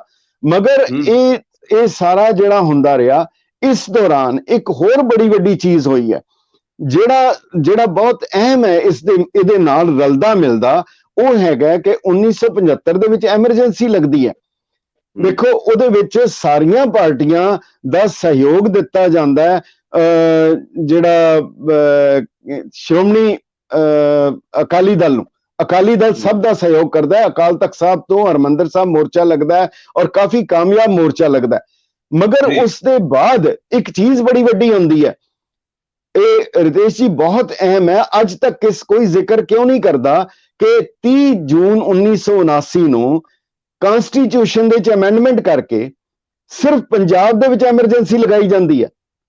ਅਕਾਲੀ ਦਲ ਸਾਰੀਆਂ ਪਾਰਟੀਆਂ ਦਾ ਸਾਥ ਦਿੰਦਾ ਹੈ, ਦੇਸ਼ ਦੀਆਂ ਸਾਰੀਆਂ ਪਾਰਟੀਆਂ ਦਾ, ਮਗਰ ਜਦੋਂ ਸਿਰਫ ਪੰਜਾਬ ਦੇ ਵਿੱਚ ਐਮਰਜੈਂਸੀ ਲੱਗਦੀ ਹੈ 30 ਜੂਨ 1979 ਨੂੰ, ਔਰ ਤੁਸੀਂ ਹੈਰਾਨ ਹੋਵੋਗੇ 11 ਸਾਲ ਰਹਿੰਦੀ ਹੈ। 44th ਅਮੈਂਡਮੈਂਟ ਦੇ ਨਾਲ ਇਹ ਲਾਗੂ ਹੁੰਦੀ ਹੈ, 63rd ਅਮੈਂਡਮੈਂਟ ਦੇ ਨਾਲ ਇਹ ਖਤਮ ਕੀਤੀ ਜਾਂਦੀ ਹੈ 6 ਜਨਵਰੀ 1990 ਨੂੰ। ਮੈਂ ਕਹਿਣ ਦਾ ਮਤਲਬ ਸਿਰਫ ਇੰਨਾ ਹੈ ਕਿ ਜਿੱਦੇ ਪੰਜਾਬ ਦੇ ਮੁੱਦੇ ਹੈ, ਬਾਕੀਆਂ ਦਾ ਰੋਲ ਜਿਹੜਾ ਰਿਹਾ ਮੇਨ ਆਪਣੇ ਆਪ ਨੂੰ ਉਹਦਾ ਅਲੰਬਰਦਾਰ, ਮਾਊਥਪੀਸ ਜਾਂ ਪ੍ਰੋਟੈਕਟਰ ਅਕਾਲੀ ਦਲ ਕਹਿੰਦਾ ਸੀ, ਮਗਰ ਹਰ ਚੀਜ਼ ਦੇ ਉੱਤੇ ਬਿਲਕੁਲ ਮੂਕ ਦਰਸ਼ਕ ਬਣ ਕੇ ਦੇਖਦੇ ਰਹੇ। ਜਦੋਂ ਕੋਈ ਗੱਲ ਹੁੰਦੀ ਹੈ ਸਰਕਾਰ ਇੱਕ ਕੰਮ ਕਰਦੀ ਸੀ, ਅਕਾਲੀ ਲੀਡਰਾਂ ਦੇ ਵਿੱਚੋਂ ਕੁਝ ਨੂੰ ਅਹੁਦੇ ਦੇ ਦਿੰਦੀ ਸੀ, ਕਾਫੀਆਂ ਨੂੰ ਅਹੁਦੇ ਦਿੰਦੀ ਰਹੀ, ਜਿਨ੍ਹਾਂ ਚੋਂ ਗਵਰਨਰ DC ਪਾਵਟੇ ਨੇ 2 ਨਾਂ ਸਪਸ਼ਟ ਲਿਖੇ ਹੈ, ਇੱਕ ਸਰਦਾਰ ਹੁਕਮ ਸਿੰਘ, ਇੱਕ ਗਿਆਨੀ ਕਰਤਾਰ ਸਿੰਘ। ਔਰ ਉਹ ਕਹਿੰਦੇ ਹੈ ਕਿ ਜਦੋਂ ਅਕਾਲੀ ਪਾਵਰ ਵਿੱਚ ਹੁੰਦੇ ਹੈ ਇਹਨਾਂ ਨੂੰ ਪੋਲੀਟੀਕਲ ਲਕਵਾ ਮਾਰ ਜਾਂਦਾ, ਜਦੋਂ ਇਹ ਹਟਦੇ ਆ ਫਿਰ ਇਹ ਆਰਕਾਈਵ ਚੋਂ ਆਪਣੇ ਮਤੇ ਕੱਢ ਕੇ ਲੈ ਆਉਂਦੇ ਆ, ਫਿਰ ਉਹਨੂੰ ਝਾੜ ਝੂੜ ਕੇ ਰੱਖ ਦਿੰਦੇ ਹੈਗੇ। ਤੁਸੀਂ ਗੱਲ ਕਰ ਰਹੇ ਹੋ 1986 ਦੀ, ਮੈਂ ਪਹਿਲੇ ਕਿਹਾ ਕਿ 1966 ਦਾ ਜਿਹੜਾ ਰੀਆਰਗੇਨਾਈਜੇਸ਼ਨ ਐਕਟ ਹੈ ਬਹੁਤ ਜ਼ਿਆਦਾ ਖਤਰਨਾਕ ਔਰ ਪੰਜਾਬ ਵਿਰੋਧੀ ਹੈ। ਬਿਲਕੁਲ ਮੈਂ ਬਹੁਤ ਇਹਦੇ ਤੇ ਦ੍ਰਿੜਤਾ ਨਾਲ ਮੈਂ ਕਹਿ ਰਿਹਾ, ਅੱਜ ਵੀ ਅਗਰ ਪੋਲੀਟੀਕਲ ਪਾਰਟੀਆਂ ਇੱਕ ਵਾਰੀ ਉਸ ਨੂੰ ਪੜ੍ਹ ਲੈਣ, ਇੱਕ ਵਾਰੀ ਉਹਦੇ ਤੇ ਵਿਚਾਰ ਕਰਨ, ਉਹਦੀ ਵਿਰੋਧ ਵਿੱਚ ਕੋਈ ਕਾਨੂੰਨ ਹੈ ਉਹਦੀ ਗੱਲ ਕਰ ਰਹੇ ਆ, ਪਰ ਉਹ ਇਟਸੈਲਫ ਜਿਹੜਾ ਜਿਹਨੂੰ ਅਕਾਲੀ ਦਲ ਨੇ ਕਿਹਾ ਸੀ ਸੜਿਆ ਅੰਡਾ, ਉਹ ਸੜੇ ਅੰਡੇ ਨੂੰ ਇੱਕ ਵਾਰੀ ਫਰੋਲ ਕੇ ਵੇਖ ਲੈਣ ਕਿ ਉਹਦੇ 'ਚ ਹੋਰ ਕੀ ਕੀ ਚੀਜ਼ਾਂ ਹੈਗੀਆਂ। ਹੁਣ 1986 ਜਿਹੜਾ ਪੰਜਾਬੀ ਸੂਬਾ ਜਦੋਂ ਮਿਲਣਾ ਹੈ ਉਹ ਚੰਡੀਗੜ੍ਹ ਮਿਲਣਾ ਹੈ। ਹੁਣ ਤੁਸੀਂ ਇੱਥੇ ਵੀ ਦੇਖੋ, ਉਹ ਜਿਹੜੀ ਪੁਰਾਣੀ ਰਿਵਾਇਤ ਸੀ ਕਿ ਇੱਕ ਚੀਜ਼ ਮੰਗੀ ਹੈ 2 ਚੀਜ਼ਾਂ ਖੋਹ ਲੈਣੀਆਂ। ਮੈਂ ਥੋੜਾ ਜਿਹਾ ਇੱਕ ਹਵਾਲਾ ਦੇਣਾ ਚਾਹਾਂਗਾ। ਜਦੋਂ ਪੰਜਾਬ ਦੇ ਵਿੱਚ ਕਾਫੀ ਜ਼ਿਆਦਾ ਜਦੋਜਹਿਦ ਚੱਲ ਰਹੀ, ਰੋਲਾ ਰੱਪਾ ਹੈਗਾ, ਰਾਜੀਵ ਗਾਂਧੀ ਨੇ ਇੱਕ ਮੀਟਿੰਗ ਸੱਦੀ ਦਿੱਲੀ ਦੇ ਵਿੱਚ, ਜਿਹਦੇ ਵਿੱਚ ਪੰਜਾਬ ਤੋਂ ਬਾਹਰਲੇ ਸਿੱਖਾਂ ਨੂੰ ਸੱਦਿਆ, ਔਰ ਸਾਰੇ ਕਹਿ ਰਹੇ ਆ ਹਾਂਜੀ ਹਾਂਜੀ ਜੀ, ਥੋੜਾ ਸੰਖੇਪ ਦੇ ਵਿੱਚ ਮੈਂ ਸਮਾਂ ਘੱਟ ਹੋ ਰਿਹਾ, ਮੈਂ ਇੱਕ ਬੜਾ ਇੰਪੋਰਟੈਂਟ ਪੁਆਇੰਟ ਹੈ, ਮੈਂ ਨੁਕਤੇ ਤੇ ਆਣਾ ਚਾਹ ਰਿਹਾ ਜੀ। ਹਾਂ ਮੈਂ ਬਿਲਕੁਲ, ਅੱਛਾ ਉਹਦੇ 'ਚ ਉਹਨਾਂ ਨੇ ਜਿਹੜਾ, ਮੈਂ ਉਸ ਤੋਂ ਬਾਅਦ ਇਸ ਧਿਆਨ ਨਾਲ ਉਹਨਾਂ ਨੇ ਰਾਜੀਵ ਗਾਂਧੀ, ਕਿਉਂਕਿ ਇਹ ਮੌਜੂਦਾ ਹੋ ਰਿਹਾ ਹੈ ਇਸ ਕਰਕੇ ਮੇਰਾ ਦੱਸਣਾ ਜ਼ਰੂਰੀ ਹੈ ਕਿ ਉਹਦੇ 'ਚ ਸਾਰੇ ਕਹਿ ਰਹੇ ਜੀ ਹਾਂ ਪੰਜਾਬ ਵਾਲੇ ਐਸੇ ਕਰਤੇ हैं, ਤੇ ਉਹਦੇ 'ਚ ਇੱਕ ਹੈਗੇ ਸੀ ਗੁਰਬਚਨ ਸਿੰਘ ਨਿਦਾੜਕ ਬੰਬੇ ਦੇ, ਉਹ ਕਹਿਣ ਲੱਗੇ ਦੇਖੋ ਰਾਜੀਵ ਬਾਬੂ ਆਪ ਕਰ सकते हो, आप नहीं करते हो। ਉਹ ਕਹਿੰਦਾ मैं क्या कर सकता हूँ। एक मीटिंग सी, ਉਹਦੇ 'ਚ ਉਹ ਕਹਿਣ ਲੱਗੇ देखो पंजाब वाले आपके पास आते हैं, आप कहते हो जी हमारी कमीज दे दो, आप उन्हें 2 घंटे खड़े रखते हो, कमीज देते हो, उनका पजामा उतार लेते हो, 2 घंटे खड़े रहते हो, पजामा देते हो, उनकी पगड़ी उतार लेते हो। बिल्कुल यही किया गया रीऑर्गेनाइजेशन एक्ट, सॉरी ਜਿਹੜਾ ਲੋਂਗੋਵਾਲ ਅਕਾਰਡ ਹੈ, ਉਸ ਸਮਝੌਤੇ ਵਿੱਚ ਇਹ ਕੀਤਾ ਗਿਆ ਕਿ ਰੋਲਾ ਬੜਾ ਪਾ ਦਿੱਤਾ ਗਿਆ ਜੀ ਕਿ ਚੰਡੀਗੜ੍ਹ ਦੇ ਦਿੱਤਾ, ਬੜੀਆਂ ਬਗਲਾਂ ਵਜਾਈਆਂ ਗਈਆਂ, ਮਗਰ ਉਹਦੇ 'ਚ ਤੁਸੀਂ ਭਾਸ਼ਾ ਉਹਦੀ ਲੈਂਗੁਏਜ ਪੜ੍ਹੋਗੇ, ਉਹਦੇ 'ਚ ਲਿਖਿਆ ਕਿ capital project area Punjab will be given to Punjab, capital project area of Chandigarh will be given to Punjab. ਇਹਦਾ ਮਤਲਬ ਕੈਪੀਟਲ ਪ੍ਰੋਜੈਕਟ ਏਰੀਆ, ਜਿਹਦਾ ਮਤਲਬ ਇਹ ਹੈਗਾ ਚੰਡੀਗੜ੍ਹ ਦਾ ਹਵਾਈ ਅੱਡਾ, ਚੰਡੀਗੜ੍ਹ ਦੀ ਔਕਟਰਾਈ, ਚੰਡੀਗੜ੍ਹ ਦਾ ਰੇਲਵੇ ਸਟੇਸ਼ਨ, ਇਹ ਇੰਡਸਟਰੀਅਲ ਏਰੀਆ, ਇਹ ਨਹੀਂ ਮਿਲੇਗਾ ਪੰਜਾਬ ਨੂੰ। ਔਰ ਨਾਲ ਅਗਲੀ ਲਾਈਨ ਇਹ ਸੀ ਕਿ ਜਿਹੜੇ ਅਰਸਟਵਾਈਲ ਹਿੰਦੀ ਰੀਜਨ ਦੇ ਇਲਾਕੇ ਜਿਹੜੇ ਚੰਡੀਗੜ੍ਹ ਸ਼ਾਮਿਲ ਕੀਤੇ ਸੀ, ਉਹ ਮੁੜ ਵਾਪਸ ਹਰਿਆਣੇ ਨੂੰ ਦੇ ਦਿੱਤੇ ਜਾਣਗੇ। ਚੰਡੀਗੜ੍ਹ ਨਹੀਂ ਦੇ ਰਹੇ, ਚੰਡੀਗੜ੍ਹ ਦਾ ਇੱਕ ਪੋਰਸ਼ਨ ਦੇ ਰਹੇ, ਬਾਕੀ ਹਰਿਆਣੇ ਨੂੰ। ਫਿਰ ਨਾਲ ਲਿਖਿਆ ਕਿ ਇੰਦਰਾ ਗਾਂਧੀ ਦਾ ਹਮੇਸ਼ਾ ਇਹ ਮੰਨਣਾ ਸੀ ਕਿ ਜਦੋਂ ਚੰਡੀਗੜ੍ਹ ਦਿੱਤਾ ਜਾਏ, ਇਹਦੇ ਕੁਝ ਇਲਾਕੇ ਉਹਨੂੰ ਦੇਣੇ ਪੈਣਗੇ ਹਰਿਆਣੇ ਨੂੰ, ਉਹਦੇ ਲਈ ਇੱਕ ਵੱਖਰਾ ਕਮਿਸ਼ਨ ਬਣਾਇਆ ਜਾਏਗਾ ਜਿਹੜੇ ਹਰਿਆਣੇ ਨੂੰ ਦੇਣੇ ਪੈਣਗੇ। ਫਾਜ਼ਿਲਕਾ ਦੇ ਦਿੱਤਾ, ਅਬੋਹਰ ਦੇ ਦਿੱਤਾ, ਯਾਨੀ ਉਹੀ ਕਮੀਜ਼ ਦੇ ਕੇ ਪਜਾਮਾ ਤੇ ਪਗੜੀ ਲਾਉਣ ਵਾਲੀ ਗੱਲ ਜਿਹੜੀ ਕੀਤੀ। ਔਰ ਉਸ ਵੇਲੇ ਵੀ ਕੋਈ ਨਹੀਂ ਬੋਲੇ। ਇੰਨਾ ਅੱਧਾ ਅਧੂਰਾ ਚੰਡੀਗੜ੍ਹ ਪੰਜਾਬ ਨੂੰ ਦੇਣਾ ਸੀ 26 ਜਨਵਰੀ 1986 ਨੂੰ, ਉਹ ਵੀ ਨਹੀਂ ਦਿੱਤਾ। ਇਹ ਰੱਬ ਦਾ ਸ਼ੁਕਰ ਹੈ ਨਹੀਂ ਮਿਲਿਆ। ਉਹਦੇ ਵਿੱਚ ਹੋਰ ਜਿਹੜੀਆਂ ਧਾਰਾਵਾਂ ਹੈ ਨਾ, ਇਹਦਾ ਮਤਲਬ ਹੈ ਕਿ ਜੋ ਨਰ ਪਰਉਪਕਾਰ ਕਰਨ ਤੇ ਤਿੰਨ ਕੋ ਹੋ ਸਹਾਏ ਖੁਦਾਏ, ਇਹ ਬਚ ਗਿਆ ਪੰਜਾਬ ਬਚ ਗਿਆ ਉਸ ਐਕਟ ਤੋਂ। ਅਗਰ ਉਸ ਅਵਾਰਡ ਨੂੰ ਤੁਸੀਂ ਪੜ੍ਹ ਲਓ, ਅਗਰ ਉਹਦੇ ਤੇ ਕਦੀ ਵੱਖਰਾ ਕਰ ਲੈਣਾ ਤੁਸੀਂ, ਤਿੰਨ ਡਾਕੂਮੈਂਟ ਹੈਗੇ ਹੈ, ਰੀਆਰਗੇਨਾਈਜੇਸ਼ਨ ਐਕਟ ਹੈਗਾ, ਅਨੰਦਪੁਰ ਸਾਹਿਬ ਦਾ ਮਤਾ ਹੈਗਾ, ਲੋਂਗੋਵਾਲ ਅਕਾਰਡ ਹੈ। ਮੈਂ ਇੱਕੋ ਗੱਲ ਕਹਿਣੀ ਚਾਹੁੰਦਾ, ਭਾਈ ਅਵਤਾਰ ਸਿੰਘ ਰਾਗੀ ਉਹ ਦੱਸ ਰਹੇ ਸੀਗੇ, ਕਹਿੰਦੇ ਮੈਂ ਇੰਗਲੈਂਡ ਹਾਈਡ ਪਾਰਕ ਵਿੱਚ ਸੀਗਾ, ਮੈਂ ਸੈਰ ਕਰ ਰਿਹਾ ਤੇ ਪਿੱਛੋਂ ਆਵਾਜ਼ ਆਈ, ਕਿਸੇ ਨੇ ਫਤਿਹ ਬੁਲਾਈ, ਮੈਂ ਪਿੱਛੇ ਮੁੜ ਕੇ ਦੇਖਿਆ ਕੋਈ ਨਹੀਂ ਸੀਗਾ। ਜਦੋਂ ਮੈਂ ਦੁਬਾਰਾ ਫਿਰ ਆਵਾਜ਼ ਆਈ, ਮੈਂ ਉੜਿਆ, ਇੱਕ ਅੰਗਰੇਜ਼ ਮੁਸਕਰਾ ਰਿਹਾ ਸੀ। ਉਹ ਕਹਿਣ ਲੱਗਾ ਜੀ ਮੈਂ ਸਿੱਖ ਰੈਜੀਮੈਂਟ ਵਿੱਚ ਕੰਮ ਕਰ ਚੁੱਕਾ। ਉਹਨੇ ਇੱਕ ਗੱਲ ਕਹੀ, ਕਹਿੰਦਾ ਕਿ ਮੈਂ ਇੱਕ ਗੱਲ ਤੁਹਾਨੂੰ ਕਹਿਣੀ ਚਾਹੁੰਦਾ ਕਿ ਤੁਸੀਂ ਮੋਰਚੇ ਲਗਾ ਸਕਦੇ ਹੋ, ਮੋਰਚੇ ਜਿੱਤ ਹਾਸਲ ਕਰ ਸਕਦੇ ਹੋ, ਜਦੋਂ ਮੋਰਚਾ ਲੱਗਦਾ ਤੁਸੀਂ ਕਾਮਯਾਬ ਹੋਵੋਗੇ, ਪਰ ਜੇਕਰ ਨੈਗੋਸ਼ੀਏਸ਼ਨ ਟੇਬਲ ਦੇ ਉੱਤੇ ਤੁਸੀਂ ਅੱਜ ਤੱਕ ਕਦੀ ਕਾਮਯਾਬ ਨਹੀਂ ਹੋਏ।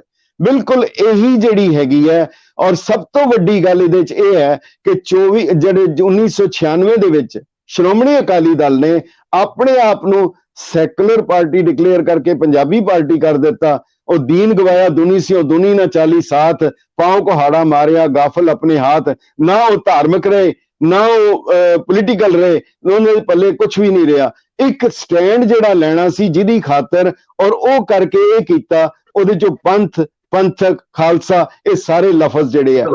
ਔਰ ਉਹੀ ਵਾਪਸ ਆਵਾਂਗੇ। ਤੁਸੀਂ ਵਾਪਸ ਚੰਡੀਗੜ੍ਹ ਦੇ ਮੁੱਦੇ ਤੇ ਆਈਏ। BBMP ਦੇ ਪਿੱਛੇ ਅਸੀਂ ਮੈਂਬਰਾਂ ਦੇ ਵਿੱਚ ਇਹਨਾਂ ਨੇ ਇੱਕ ਨੋਟੀਫਿਕੇਸ਼ਨ ਜਾਰੀ ਕੀਤਾ, ਕਾਨੂੰਨ ਬਣਾਤਾ, ਤੇ ਪੰਜਾਬ ਤੇ ਹਰਿਆਣਾ 'ਚ ਉਹਦੇ ਮੈਂਬਰ ਸੈਕਟਰੀ ਤੇ ਮੈਂਬਰ ਇਰੀਗੇਸ਼ਨ ਤੇ ਪਾਵਰ ਨਹੀਂ ਲਏ ਜਾਣਗੇ। ਇਹ ਕਾਨੂੰਨ ਬਣ ਚੁੱਕਾ ਹੈ। ਇਸੇ ਤਰੀਕੇ ਦਾ ਨੋਟੀਫਿਕੇਸ਼ਨ ਸਰਵਿਸ ਰੂਲਸ ਨੂੰ ਲੈ ਕੇ ਹੈ। ਕਾਂਗਰਸ ਦੀ ਜਦੋਂ ਸਰਕਾਰ ਰਹੀ ਹੈ, ਇੰਦਰਾ ਗਾਂਧੀ ਦੀ ਸਰਕਾਰ ਹੈ, ਆਪਾਂ ਬਹੁਤ ਸੀ ਵਧੀਕੀਆਂ ਕਹਿ ਲਈਏ ਜਾਂ ਬਹੁਤ ਸੇ ਬੇਈਮਾਨੀ ਉਸਨੂੰ ਕਿਹਾ ਜਾਏ ਵੀ ਪੰਜਾਬ ਦੇ ਨਾਲ ਕੋਈ ਕੇਂਦਰ ਸਰਕਾਰ ਨੇ ਕੇਂਦਰ ਨਹੀਂ ਸੰਘ ਸਰਕਾਰ ਨੇ ਕੀਤੀ। ਅੱਜ BJP ਦੀ ਸਰਕਾਰ ਹੈ। ਜੋ ਕੁਝ ਹੋ ਰਿਹਾ ਹੈ, ਇੱਕ ਮਜ਼ਬੂਤ ਜਿਹੜੀ ਕੇਂਦਰ ਦੀ ਸਰਕਾਰ ਜੋ ਕਿ ਸ਼ਕਤੀਆਂ ਦਾ ਕੇਂਦਰੀਕਰਨ ਆਪਣੇ ਕੋਲ ਰੱਖਣਾ ਚਾਹੁੰਦੀ ਹੈ। ਹਰ ਉਹ ਸਰਕਾਰ ਪੰਜਾਬ ਨੂੰ ਜਾਂ ਕਿਸੇ ਵੀ ਹੋਰ ਸੂਬੇ ਨੂੰ, ਕੱਲੇ ਪੰਜਾਬ ਦੀ ਕੋਈ ਗੱਲ ਕਰੀਏ, ਉਹਦੇ ਅਖਤਿਆਰਾਂ ਨੂੰ ਜ਼ਿਆਦਾ ਤੋਂ ਜ਼ਿਆਦਾ ਅਸਿਊਮ ਕਰਨਾ ਚਾਹੁੰਦੀ ਹੈ। ਤੇ ਅੱਜ ਚੰਡੀਗੜ੍ਹ ਨੂੰ ਕੈਪੀਟਲ ਦੇ ਵਜੋਂ ਪੰਜਾਬ ਦੀ ਗੱਲਬਾਤ ਕਰਨਾ ਹੀ ਆਪਣੇ ਆਪ ਦੇ ਵਿੱਚ ਐਂ ਲੱਗਦਾ ਵੀ ਤੁਸੀਂ ਬੜੀ ਬੈਕਵਰਡ ਜੀ ਕੋਈ ਗੱਲ ਕਰ ਰਹੇ ਹੋ, ਆਊਟ ਫੈਸ਼ਨ ਜੀ ਕੋਈ ਗੱਲਬਾਤ ਕਰ ਰਹੇ ਹੋ। ਬਿਲਕੁਲ ਬਿਲਕੁਲ। ਉਸਦੇ ਉੱਤੇ on the top of it ਜਿਹੜੀਆਂ ਸ਼ਕਤੀਆਂ ਦਾ ਕੇਂਦਰੀਕਰਨ ਹੋਈ ਜਾ ਰਿਹਾ। ਇਹ ਸਾਰੀ ਦੀ ਸਾਰੀ ਗੱਲਾਂ ਬਾਤਾਂ ਤੇ ਸਾਡੀਆਂ ਪੋਲੀਟੀਕਲ ਪਾਰਟੀਆਂ ਦੀ ਸਮਝ ਇਹਨਾਂ ਦੇ ਪ੍ਰਤੀ। ਅੱਜ ਭਗਵੰਤ ਮਾਨ ਮੁੱਖ ਮੰਤਰੀ, ਕੈਪਟਨ ਅਮਰਿੰਦਰ ਸਿੰਘ ਜਿਨ੍ਹਾਂ ਨੇ ਕਿਤਾ ਸਾਰਾ ਦੌਰ ਦੇਖਿਆ ਹੈ, ਉਹਨਾਂ ਦਾ ਮੈਂ ਕੱਲ ਸਟੈਂਡ ਪੜ੍ਹ ਕੇ ਹੈਰਾਨ ਸੀ। ਪ੍ਰਕਾਸ਼ ਸਿੰਘ ਬਾਦਲ ਤੇ ਅਕਾਲੀ ਦਲ ਦਾ ਕੀ ਹਾਲ ਹੈ ਤੁਸੀਂ ਦੱਸ ਚੁੱਕੇ ਹੋ। ਅਸੀਂ ਇਹ ਸਮਝ ਕੇ ਚੱਲੀਏ ਵੀ ਜਿਹੜੇ ਲੋਕਾਂ ਦੇ ਹੱਥ ਦੇ ਵਿੱਚ ਸਾਡੀ ਸਿਆਸੀ ਕਿਸਮਤ ਹੈ ਪੰਜਾਬ ਦੇ ਲੋਕਾਂ ਦੀ, ਉਹਨਾਂ ਨੂੰ ਇਹਨਾਂ ਇਸ਼ੂ ਦੀ ਸਮਝ ਹੀ ਨਹੀਂ ਹੈ। ਨਹੀਂ, ਬੁਰੀ ਸਮਝ ਹੈ। ਸਮਝ ਨਾ ਹੁੰਦੀ ਤੇ ਕੋਈ ਨੁਕਸਾਨ ਨਹੀਂ ਕਰ ਸਕਦੇ ਉਹਨਾਂ। ਦੇਖੋ, ਦੋ ਹੀ ਪਾਰਟੀਆਂ ਨਾ ਜਿਹੜੀਆਂ ਪੰਜਾਬ ਦੇ ਮੁੱਖ ਤੌਰ ਤੇ ਸਨ, ਕਾਂਗਰਸ ਹੈ ਜਾਂ ਭਾਰਤੀ ਜਨਤਾ ਪਾਰਟੀ ਜਿਹੜਾ ਪਹਿਲਾਂ ਜਨਸੰਘ ਸੀਗੀ। ਹੁਣ ਸਵਾਲ ਇਹ ਹੈ ਕਿ ਦੋਨਾਂ ਨੂੰ ਲੱਗਦਾ ਹੈ ਕਿ ਕਿਧਰੇ ਨਾ ਕਿਧਰੇ ਅਸੀਂ ਸੰਘ ਸਰਕਾਰ ਦੇ ਵਿੱਚ, ਭਾਰਤ ਸਰਕਾਰ ਦੇ ਵਿੱਚ ਹਿੱਸਾ ਬਣ ਸਕਦੇ ਹਾਂ।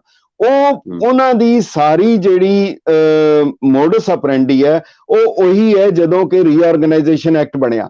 ਉਹ ਕਦੀ ਵੀ ਉਸ ਰੀਆਰਗਨਾਈਜੇਸ਼ਨ ਐਕਟ ਦੇ ਉਹਨਾਂ ਧਾਰਾਵਾਂ ਦੀ ਡਾਇਲੂਟ ਨਹੀਂ ਕਰਨਾ ਚਾਹਣਗੇ, ਬਲਕਿ ਉਹਦੇ ਵਿੱਚ ਜਿਵੇਂ ਤੁਸੀਂ ਦੱਸਿਆ ਕਿ ਉਹਨੂੰ ਖਾਲੀ ਐਡਮਿਨਿਸਟ੍ਰੇਟਰ ਲਾਇਆ ਗਿਆ ਸੀ, ਐਜ਼ ਏ ਕਿਰਾਏਦਾਰ ਸੀ, ਐਜ਼ ਏ ਨਿਗਰਾਨ ਸੀਗਾ, ਮਗਰ ਹੁੰਦਿਆਂ ਉਹ ਮਾਲਕ ਬਣ ਬੈਠੇ। ਇਹਨੂੰ ਪੰਜਾਬੀ ਦੇ ਵਿੱਚ ਜਿਵੇਂ ਕਹਿੰਦੇ ਆ, ਅੱਗ ਮੰਗਣ ਆਈ ਘਰ ਵਾਲੀ ਬਣ ਬੈਠੀ, ਉਹ ਮਾਲਕ ਬਣ ਗਈ। ਇਹ ਬਿਲਕੁਲ ਇਹਦਾ ਮੈਨੂੰ ਇੱਕ ਇਸੇ ਤਰ੍ਹਾਂ ਦਾ ਹਵਾਲਾ ਮੈਂ ਦੇਖਾਂ ਇਤਿਹਾਸ ਦੇ ਵਿੱਚੋਂ ਮਿਲਦਾ ਹੈ। ਈਸਟ ਇੰਡੀਆ ਕੰਪਨੀ ਵੀ ਇਸੇ ਤਰ੍ਹਾਂ ਆਈ ਸੀ, ਅਸੀਂ ਕੁਝ ਥੋੜਾ ਜਿਹਾ ਕੰਮ ਕਰਾਂਗੇ, ਚਲੇ ਜਾਵਾਂਗੇ, ਬਾਅਦ ਵਿੱਚ ਉਹਨਾਂ ਨੇ ਸਾਰਾ ਕੁਝ ਹੀ ਲਪੇਟ ਲਿਆ। ਸਿਮਿਲਰਲੀ ਕੋਈ ਵੀ ਜਿਹੜੀ ਚੀਜ਼ ਹੈਗੀ ਹੈ, ਬਲਕਿ ਹੁਣ ਤਾਂ ਜੇਕਰ ਜਿਹੜੀ ਸੰਘ ਸਰਕਾਰ ਕਵੇ ਅਸੀਂ ਤੁਹਾਨੂੰ ਦੇਣਾ ਚਾਹੁੰਦੇ ਹਾਂ, ਉਹਦੇ 'ਚ ਵੀ ਹੋਏਗਾ ਨਹੀਂ, ਇਹਦੇ 'ਚ ਕੋਈ ਜ਼ਰੂਰ ਰਾਜ਼ ਹੋਏਗਾ। ਮਤਲਬ ਜਿਹੜੀ ਕੋਈ ਵੀ ਜਿੰਨਾ ਕੁਝ ਦਿੱਤਾ ਗਿਆ, ਜਿੰਨੇ ਡਾਕੂਮੈਂਟਸ ਹੈ, ਕਿਸੇ ਵਿੱਚ ਵੀ ਪੂਰੀ ਖੁੱਲੀ ਨੀਅਤ ਨਾਲ ਔਰ ਖੁੱਲੇਪਣ ਨਾਲ ਨਹੀਂ ਕੀਤਾ ਗਿਆ। ਮਗਰ ਉਹਦੇ ਬਾਅਦ ਇਹ ਹੁੰਦਾ ਜੀ। ਆਖਿਰੀ ਸਵਾਲ ਮੇਰੇ ਕੋਲ 1 ਜਾਂ 2 ਮਿੰਟ ਨੇ, ਸਮਾਂ ਬਿਲਕੁਲ ਇਜਾਜ਼ਤ ਨਹੀਂ ਦੇ ਰਿਹਾ ਮੈਨੂੰ। ਲੰਬਾ ਸਾਹਿਬ, ਹੁਣ ਹੋਣਾ ਕੀ ਚਾਹੀਦਾ, ਅੱਗੇ ਕੀ ਕਰ ਸਕਦੇ ਹਾਂ, what is the next way forward? ਸਾਡੀ ਸਿਆਸੀ ਪਾਰਟੀ ਨੂੰ ਕਿੰਨੀ ਸਮਝ ਆਪਾਂ ਸਾਰੇ ਵੇਖ ਚੁੱਕੇ, ਲੇਕਿਨ ਅੱਗੇ ਕੀ ਹੋਣਾ ਚਾਹੀਦਾ ਹੈ? ਸੰਘਰਸ਼, ਮੋਰਚੇ, ਆਪਾਂ ਮੋਰਚਿਆਂ ਦੇ ਜ਼ਰੀਏ ਹੀ ਬੜੀਆਂ ਲੜਾਈਆਂ ਫਤਿਹ ਕੀਤੀਆਂ। ਮੈਂ ਤਾਂ ਆਪਣੀ ਰਿਪੋਰਟ ਜ਼ਿਕਰ ਕੀਤਾ, ਕਿਸਾਨਾਂ ਨੇ ਤਾਂ ਇੱਕ ਬੜਾ ਵੱਡਾ ਮੈਸੇਜ ਦਿੱਤਾ ਹੈ, ਲੇਕਿਨ ਸਿਰਫ ਪੋਲੀਟੀਕਲ ਪ੍ਰੈਸ ਕਾਨਫਰੰਸਾਂ ਕਰ ਦੇਣਾ, ਟਵੀਟ ਕਰ ਦੇਣਾ, ਬਿਆਨ ਦੇ ਦੇਣਾ, ਫੰਡ ਦੇਣਾ, ਬਹੁਤੀ ਹਾਦੀ ਕਾਲ ਪਾਰਟੀ ਮੀਟਿੰਗ ਬੁਲਾ ਲਈ ਜਾਏਗੀ, ਉਸ ਤੋਂ ਬਾਅਦ ਕੀ? ਮੈਂ ਬਹੁਤ ਸਪਸ਼ਟ, ਬਹੁਤ ਸੰਖੇਪ ਵਿੱਚ ਕਵਾਂ, ਜਦੋਂ ਚੰਡੀਗੜ੍ਹ ਦਾ ਮੋਰਚਾ ਲੱਗਾ ਸੀ, ਚੰਡੀਗੜ੍ਹ ਦੇ ਵਿੱਚ ਇੱਕ ਬਹੁਤ ਵੱਡਾ ਰੈਲੀ ਸੀ, ਬੜੀ ਵੱਡਾ ਇੱਕ ਜਲੂਸ ਨਿਕਲਿਆ। ਉਹਦੇ ਵਿੱਚ ਪੰਜਾਬ ਅਕਾਲੀ ਦਲ ਵਾਲੇ ਨਾਅਰੇ ਮਾਰ ਰਹੇ ਸੀ, ਸਿਰਫ ਅਕਾਲੀ ਸ਼ਾਮਲ ਸਨ, ਕੋਈ ਦੂਜੀ ਪਾਰਟੀ ਦਾ ਕੁਦਰਤੀ ਤੌਰ ਤੇ ਨਾ ਕਾਂਗਰਸ ਨੇ ਹੋਣਾ ਸੀ, ਨਾ BJP ਜਨਸੰਘ ਨੇ ਹੋਣਾ ਸੀ, ਸਿਰਫ ਅਕਾਲੀ ਸਨ। ਉਹ ਨਾਅਰੇ ਮਾਰ ਰਹੇ ਸੀਗੇ, ਲੈ ਕੇ ਰਹੇਂਗੇ ਚੰਡੀਗੜ੍ਹ। ਸੋਹਣਾ ਫੁੱਲ ਗੁਲਾਬ ਦਾ, ਖਿੜਿਆ ਫੁੱਲ ਗੁਲਾਬ ਦਾ, ਚੰਡੀਗੜ੍ਹ ਪੰਜਾਬ ਦਾ, ਉਹ ਨਾਰੇ ਮਾਰੇ ਸੀ ਲੈ ਕੇ ਰਹੇਂਗੇ ਚੰਡੀਗੜ੍ਹ। ਬੜੀ ਦਿਲਚਸਪ ਹੈ ਕਿ ਉਹਦੇ ਵਿੱਚ ਹਰਿਆਣਾ ਅਕਾਲੀ ਦਲ ਵੀ ਸ਼ਾਮਲ ਸੀ, ਉਹ ਕਹਿ ਰਹੇ ਸੀ ਦੇ ਕੇ ਰਹੇਂਗੇ ਚੰਡੀਗੜ੍ਹ। ਇਹਦਾ ਮਤਲਬ ਇਹ ਹੋ ਗਿਆ ਕਿ ਕੁਝ ਜਾਣੇ ਅਣਜਾਣੇ ਜਾਂ ਇਸ ਤਰ੍ਹਾਂ ਦੇ ਹਾਲਾਤ ਬਣੇ ਕਿ ਬਾਕੀ ਪਾਰਟੀਆਂ ਨੂੰ ਪੰਜਾਬ ਦੇ ਇੰਟਰਸਟ ਨਾਲ ਕੇਵਲ ਐਡਮਿਨਿਸਟ੍ਰੇਟਿਵ ਤੌਰ ਤੇ ਦੇਖਦੇ ਆ। ਸਿੱਖ ਇਸ ਨੂੰ ਪੰਜਾਬ ਜਿੰਦਾ ਗੁਰਾਂ ਦੇ ਨਾਂ ਤੇ, ਪੰਜਾਬ ਨੂੰ ਆਪਣਾ ਘਰ ਸਮਝ ਕੇ ਉਸ ਨੂੰ ਹੋਲੀ ਲੈਂਡ ਵੀ, ਮਦਰਲੈਂਡ ਵੀ ਸਾਰਾ ਕੁਝ ਸਮਝਦੇ ਆ। ਔਰ ਜਿਹੜੀ ਗੱਲ ਤੁਸੀਂ ਕੀਤੀ ਹੈ ਮੋਰਚਿਆਂ ਦੀ, ਮੈਂ ਉਹਦੇ 'ਚ ਇੱਕ ਹਵਾਲਾ ਦਿਆਂਗਾ। ਜਦੋਂ ਮੁਗਲਾਂ ਦੇ ਰਾਜ ਵਿੱਚ ਵੀ ਸਿੱਖਾਂ ਨੂੰ ਕਿਹਾ ਗਿਆ ਤੁਸੀਂ ਇਹ ਲਿਖ ਕੇ ਦਿਓ ਕਿ ਦੰਗਾ ਨਹੀਂ ਕਰੋਗੇ, ਉਹਨਾਂ ਨੇ ਕਿਹਾ ਜੇ ਦੰਗਾ ਨਹੀਂ ਕਰਾਂਗੇ ਤੇ ਰਾਜ ਕਿੱਦਾਂ ਲਵਾਂਗੇ। ਹੁਣ ਸਵਾਲ ਹੈ ਕਿ ਜਿਹੜੇ ਵੀ ਕੋਈ ਵੀ ਹਾਸਲ ਕੀਤਾ, ਜਿਹਨੂੰ ਗੁਰਦੁਆਰਾ ਐਕਟ ਵੀ ਹਾਸਲ ਹੋਇਆ, ਉਹ ਮਹਾਤਮਾ ਗਾਂਧੀ ਨੇ ਕਿਹਾ ਸੀ ਤੁਸੀਂ ਮੁਲਕ ਦੀ ਆਜ਼ਾਦੀ ਦੀ ਪਹਿਲੀ ਵੱਡੀ ਜੰਗ ਜਿੱਤੀ ਹੈ ਬਿਨਾਂ ਮੋਰਚਿਆਂ ਦੇ। ਹੁਣੇ ਕਿਸਾਨ ਮੋਰਚੇ ਦਾ ਵੀ ਦੇਖ ਲਓ, ਅਗਰ ਕੋਈ ਕਵੇ ਕਿ ਕੋਈ ਮੰਗ ਕੇ ਦਿੰਦਾ ਹੈ, ਗੁਰੂ ਗੋਬਿੰਦ ਸਿੰਘ ਜੀ ਦਾ ਹੈ, ਕਹੂ ਕਿਸੇ ਕੋ ਰਾਜ ਨਾ ਦੇ ਹੈ ਜੋ ਲੈ ਹੈ ਨਿਜ ਬਲ ਸੇ ਲੈ ਹੈ। ਹੁਣ ਜਿਹੜਾ ਮੋਰਚਿਆਂ ਦੀ, ਮੈਂ ਇੱਕੋ ਗੱਲ ਦਾ ਕਹਿਣੀ ਚਾਹਾਂਗਾ, ਮੇਰਾ ਅਖੀਰਲਾ ਲਫ਼ਜ਼ ਹੈਗਾ, ਜਦੋਂ ਹਜ਼ਾਰਾਂ ਕੁਰਬਾਨੀਆਂ ਹੋਈਆਂ, ਡਾਂਗਾਂ ਖਾਧੀਆਂ, ਕੁੜਕੀਆਂ ਜ਼ਬਤੀਆਂ ਕੀਤੀਆਂ, ਨੀਲੀ ਪੱਗ ਬੰਨਣ ਦਾ ਮਤਲਬ ਹੁੰਦਾ ਸੀ ਇਹਨੇ ਇਹ ਖਫਨ ਬੰਨ ਲਿਆ, ਇਹਦੀ ਮੌਤ ਹੋਏਗੀ। ਉਹ ਅਕਾਲੀ ਸਨ। ਬਾਅਦ ਵਿੱਚ ਹੋਇਆ ਨਾ ਕਾਂਗਰਸ ਹੋ ਰਹੀ, ਨਾ ਹੋਰ ਮੁਸਲਿਮ ਲੀਗ ਹੋ ਰਹੀ, ਤੇ ਨਾ ਹੀ ਅਕਾਲੀ ਰਹੇ। ਉਹ ਜਿਹੜੇ ਅਕਾਲੀ ਜਦੋਂ ਘਰੋਂ ਨਿਕਲਦੇ ਸੀ ਉਹ ਪੜ੍ਹ ਕੇ ਜਾਂਦੇ ਸੀ, ਸੁਣੋ ਖਾਲਸਾ ਜੀ ਸਾਡੇ ਕੂਚ ਡੇਰੇ, ਅਸੀਂ ਆਖਰੀ ਫਤਿਹ ਬੁਲਾ ਚੱਲੇ, ਪਾਓ ਬੀ ਤੇ ਸਾਂਭ ਕੇ ਫਸਲ ਰੱਖੋ, ਅਸੀਂ ਡੋਲ ਕੇ ਰੱਤ ਪਿਆ ਚੱਲੇ, ਚੌਕੀਦਾਰ ਦੇ ਵਾਂਗ ਆਵਾਜ਼ ਦੇ ਕੇ ਧੌਂਸੇ ਕੂਚ ਦੇ ਅਸੀਂ ਵਜਾ ਚੱਲੇ, ਤੁਸੀਂ ਆਪਣੀ ਅਕਲ ਦਾ ਕੰਮ ਕਰਨਾ, ਅਸੀਂ ਆਪਣੀ ਤੋੜ ਨਿਭਾ ਚੱਲੇ, ਬੇੜਾ ਜ਼ੁਲਮ ਦਾ ਅੰਤ ਨੂੰ ਗਰਕ ਹੋਸੀ, ਹੰਝੂ ਖੂਨ ਦੇ ਅਸੀਂ ਵਹਾ ਚੱਲੇ, ਪੰਥ ਗੁਰੂ ਦਾ ਆਪ ਦਸ਼ਮੇਸ਼ ਰਾਖਾ, ਕੰਡੇ ਹੂੰਜ ਕੇ ਕਰ ਸਫਾ ਚੱਲੇ, ਅੰਗ ਸਾਕ ਕਬੀਲੜਾ ਬਾਲ ਬੱਚਾ, ਬਾਹ ਤੁਸਾਂ ਦੇ ਹੱਥ ਫੜਾ ਚੱਲੇ, ਨਦੀ ਨਾਮ ਸੰਜੋਗ ਦੇ ਹੋਣ ਮੇਲੇ, ਅਸੀਂ ਸਤਿ ਸ੍ਰੀ ਅਕਾਲ ਗਜਾ ਚੱਲੇ। ਹੁਣ ਅਕਾਲੀ ਦਲ ਨੂੰ ਅਗਰ ਜੇ ਕੁਝ ਕਰਨਾ ਚਾਹੁੰਦਾ ਹੈ, ਜੇ ਇਮਾਨਦਾਰੀ ਹੈ, ਜੇ ਜ਼ਰਾ ਜਿੰਨਾ ਵੀ ਉਸ ਪੁਰਾਣੇ ਵਿਰਸੇ ਨਾਲ ਹੈ, ਉਸੇ ਅਕਾਲ ਤਖਤ ਸਾਹਿਬ ਦੇ ਉੱਤੇ ਖੜੇ ਹੋ ਕੇ ਉਹ ਅਕਾਲੀ ਦਲ ਜਿਸ ਦਾ ਭੋਗ ਪਾਤਾ ਗਿਆ, ਜਿਹਦਾ ਸੋਹਿਲਾ ਪੜ੍ਹ ਦਿੱਤਾ ਗਿਆ, ਉਹਨੂੰ ਰਿਵਾਈਵ ਕੀਤਾ ਜਾਏ। ਮਗਰ ਉਸ ਅਕਾਲੀ ਦਲ ਦੇ ਵਿੱਚ ਕਿਸੇ MP MLA ਪੋਸਟਾਂ ਦੀ ਚਾਹਤ ਨਾ ਹੋਏ, ਉਹ ਕੇਵਲ ਪੰਜਾਬ ਦੇ ਹਿੱਤਾਂ ਲਈ, ਧਰਮ ਦੇ ਹਿੱਤ ਲਈ ਅਗਰ ਗੱਲ ਕਰਨ ਵਾਲੇ, ਉਹ ਜਿਹੜੇ ਸਹੀ ਮੈਨੇਜ ਮਰਜੀਵੜੇ ਹੋਣ, ਉਹਨਾਂ ਨੂੰ ਲੈ ਕੇ ਆਣਗੇ। ਪੰਜਾਬ ਵੀ ਬਚੇਗਾ, ਖੁਸ਼ਹਾਲ ਹੋਏਗਾ, ਦੇਸ਼ ਵੀ ਬਚੇਗਾ, ਔਰ ਇਹ ਸੁਦ੍ਰਿੜ ਅਕਾਲੀ ਜਿਹੜੇ ਹੈ ਇਹ ਦੇਸ਼ ਦੀ ਬਾਹ ਬਣਨਗੇ, ਦੇਸ਼ ਨੂੰ ਮਜ਼ਬੂਤੀ ਮਿਲੇਗੀ। ਜੀ ਲਾਂਬਾ ਸਾਹਿਬ ਬਹੁਤ ਬਹੁਤ ਧੰਨਵਾਦ ਇਸ ਪੂਰੀ ਦੀ ਪੂਰੀ ਗੱਲਬਾਤ ਲਈ, ਕਿਉਂਕਿ ਕਿਤੇ ਨਾ ਕਿਤੇ ਬਾਰ-ਬਾਰ ਜਿਹੜੀ ਐਕਸਪੈਕਟੇਸ਼ਨ ਅਕਾਲੀ ਦਲ ਤੋਂ ਹੋਣ ਦਾ ਵੱਡਾ ਕਾਰਨ ਹੈ ਕਿ ਖੇਤਰੀ ਪਾਰਟੀ, ਰੀਜਨਲ ਪਾਰਟੀ, ਇੱਕ ਸਟਰੋਂਗ ਰੀਜਨਲ ਪਾਰਟੀ ਦੀ ਲੋੜ ਇਸ ਤਰੀਕੇ ਦੇ ਖੇਤਰੀ ਮੁੱਦਿਆਂ ਉੱਤੇ ਸਟੈਂਡ ਲੈਣ ਪੱਖੋਂ ਹੀ ਸਮਝੀ ਜਾ ਸਕਦੀ ਹੈ। ਕੋਈ ਵੀ ਨੈਸ਼ਨਲ ਪਾਰਟੀ, ਚਾਹੇ ਉਹ ਕਾਂਗਰਸ ਰਹੀ ਹੋਵੇ, ਚਾਹੇ ਅੱਜ ਦੀ ਤਰੀਕ ਵਿੱਚ BJP ਹੋਵੇ, ਹੋ ਸਕਦਾ ਭਵਿੱਖ ਦੇ ਵਿੱਚ ਨੈਸ਼ਨਲ ਐਸਪੀਰੇਸ਼ਨਸ ਰੱਖਣ ਵਾਲੀ ਆਮ ਆਦਮੀ ਪਾਰਟੀ ਵੀ ਉਹਨਾਂ ਆਸਾਂ ਉਮੀਦਾਂ ਤੇ ਖਰੀਆਂ ਨਾ ਉਤਰ ਸਕੇ ਜੋ ਕਿ ਖੇਤਰੀ ਸਰੋਕਾਰ ਜਾਂ ਰੀਜਨਲ ਜਿਹੜੇ ਕੰਸਰਨਸ ਇੰਟਰਸਟ ਨੇ ਉਹ ਡਿਮਾਂਡ ਕਰਦੇ ਨੇ। ਸੋ ਇਹਨਾਂ ਹੀ ਮੁੱਦਿਆਂ ਤੇ ਇਹਨਾਂ ਹੀ ਨੁਕਤਿਆਂ ਦੇ ਉੱਤੇ ਚਰਚਾ ਤੋਂ ਬਾਅਦ ਇਸ ਗੱਲਬਾਤ ਨੂੰ ਦਿੰਦੇ ਵਿਰਾਮ। ਲਾਂਬਾ ਸਾਹਿਬ ਬਹੁਤ ਬਹੁਤ ਧੰਨਵਾਦ, ਤੇ ਭਵਿੱਖ ਦੇ ਵਿੱਚ ਵੀ ਹੋਰ ਚਰਚਾ ਛੇਤੀ ਹੀ ਕਰਾਂਗੇ, ਕਿਉਂਕਿ ਕਈ ਹੋਰ ਗੱਲਾਂ ਬਾਤਾਂ ਰਹਿ ਗਈਆਂ ਨੇ, ਅੱਜ ਸਮਾਂ ਥੋੜਾ ਜਿਹਾ ਘੱਟ ਸੀ, ਲੇਕਿਨ ਆਪਾਂ BBMP ਤੋਂ ਲੈ ਕੇ ਚੰਡੀਗੜ੍ਹ ਦਾ ਜਿਹੜਾ ਕੈਪੀਟਲ ਪ੍ਰੋਜੈਕਟ ਏਰੀਆ ਹੈ ਉਸ ਦੀਆਂ ਕੁਝ ਹੋਰ ਨੁਆਂਸਸ ਨੇ ਜੋ ਕਿ ਆਪਾਂ ਟੱਚ ਕਰ ਸਕਦੇ ਹਾਂ। SGPC ਅੱਜ ਦੀ ਤਰੀਕ ਦੇ ਵਿੱਚ ਕੇਂਦਰ ਸਰਕਾਰ ਦੇ ਅਧੀਨ ਹੈ। ਮੈਂ ਕੱਲ ਹੈਰਾਨ ਸੀ, SGPC ਦੇ ਪ੍ਰਧਾਨ ਧਾਮੀ ਸਾਹਿਬ ਕਹਿ ਰਹੇ ਸੀ ਵੀ ਇਹ ਜਿਹੜੇ ਸਰਵਿਸ ਰੂਲ ਹੈ ਇਹ ਟੱਕਾ ਹੈ, ਤੇ ਉਹ ਸ਼ਾਇਦ ਖੁਦ ਨਹੀਂ ਜਾਣਦੇ ਵੀ ਉਹ ਵੀ ਕਾਫੀ ਹੱਦ ਤੱਕ ਕੇਂਦਰ ਸਰਕਾਰ ਦੇ ਹੀ ਮੰਤਰਾਲੇ, ਮਿਨਿਸਟਰੀ, ਜਿਵੇਂ ਤੁਸੀਂ ਵੀ ਜ਼ਿਕਰ ਕੀਤਾ ਕਿ ਡਿਪਟੀ ਸੈਕਟਰੀ ਗਵਰਨ ਕਰਦਾ ਹੈ, ਨੋਟੀਫਿਕੇਸ਼ਨ ਕੇਂਦਰ ਕੱਢਦੀ ਹੈ ਤਾਂ SGPC ਦਾ ਚੋਣ ਹੁੰਦਾ ਹੈ, ਹਾਊਸ ਇਜਲਾਸ ਵਗੈਰਾ ਉਹਨਾਂ ਦੇ ਹੁੰਦੇ ਨੇ, ਤੇ ਡਿਪਟੀ ਕਮਿਸ਼ਨਰ ਜਿਹੜਾ ਹੈ ਉਹ ਸੁਪਰਵਾਈਜ਼ ਕਰਦਾ ਉਹਨਾਂ ਮੀਟਿੰਗਸ ਨੂੰ। ਇਹ ਆਪਣੇ ਆਪ ਦੇ ਵਿੱਚ ਬੜਾ ਵੱਡਾ ਇੱਕ ਮੈਂ ਤਾਂ ਇਸ ਨੂੰ ਕਹਾਂਗਾ ਕਿ ਆਇਰੋਨਿਕਲ ਹੈ, ਆਪਣੇ ਆਪ ਵਿੱਚ ਇੱਕ ਵਿਰੋਧਾਭਾਸ ਹੈ। ਕਿਤੇ ਹੋਰ ਇਸ ਦੀ ਗੱਲ ਕਰਾਂਗੇ ਲਾਂਬਾ ਸਾਹਿਬ, ਫਿਰ very soon will catch up again. Thank you so much ਇਸ ਗੱਲਬਾਤ। ਬਹੁਤ ਬਹੁਤ ਮਿਹਰਬਾਨੀ, ਧੰਨਵਾਦ ਤੁਹਾਡਾ।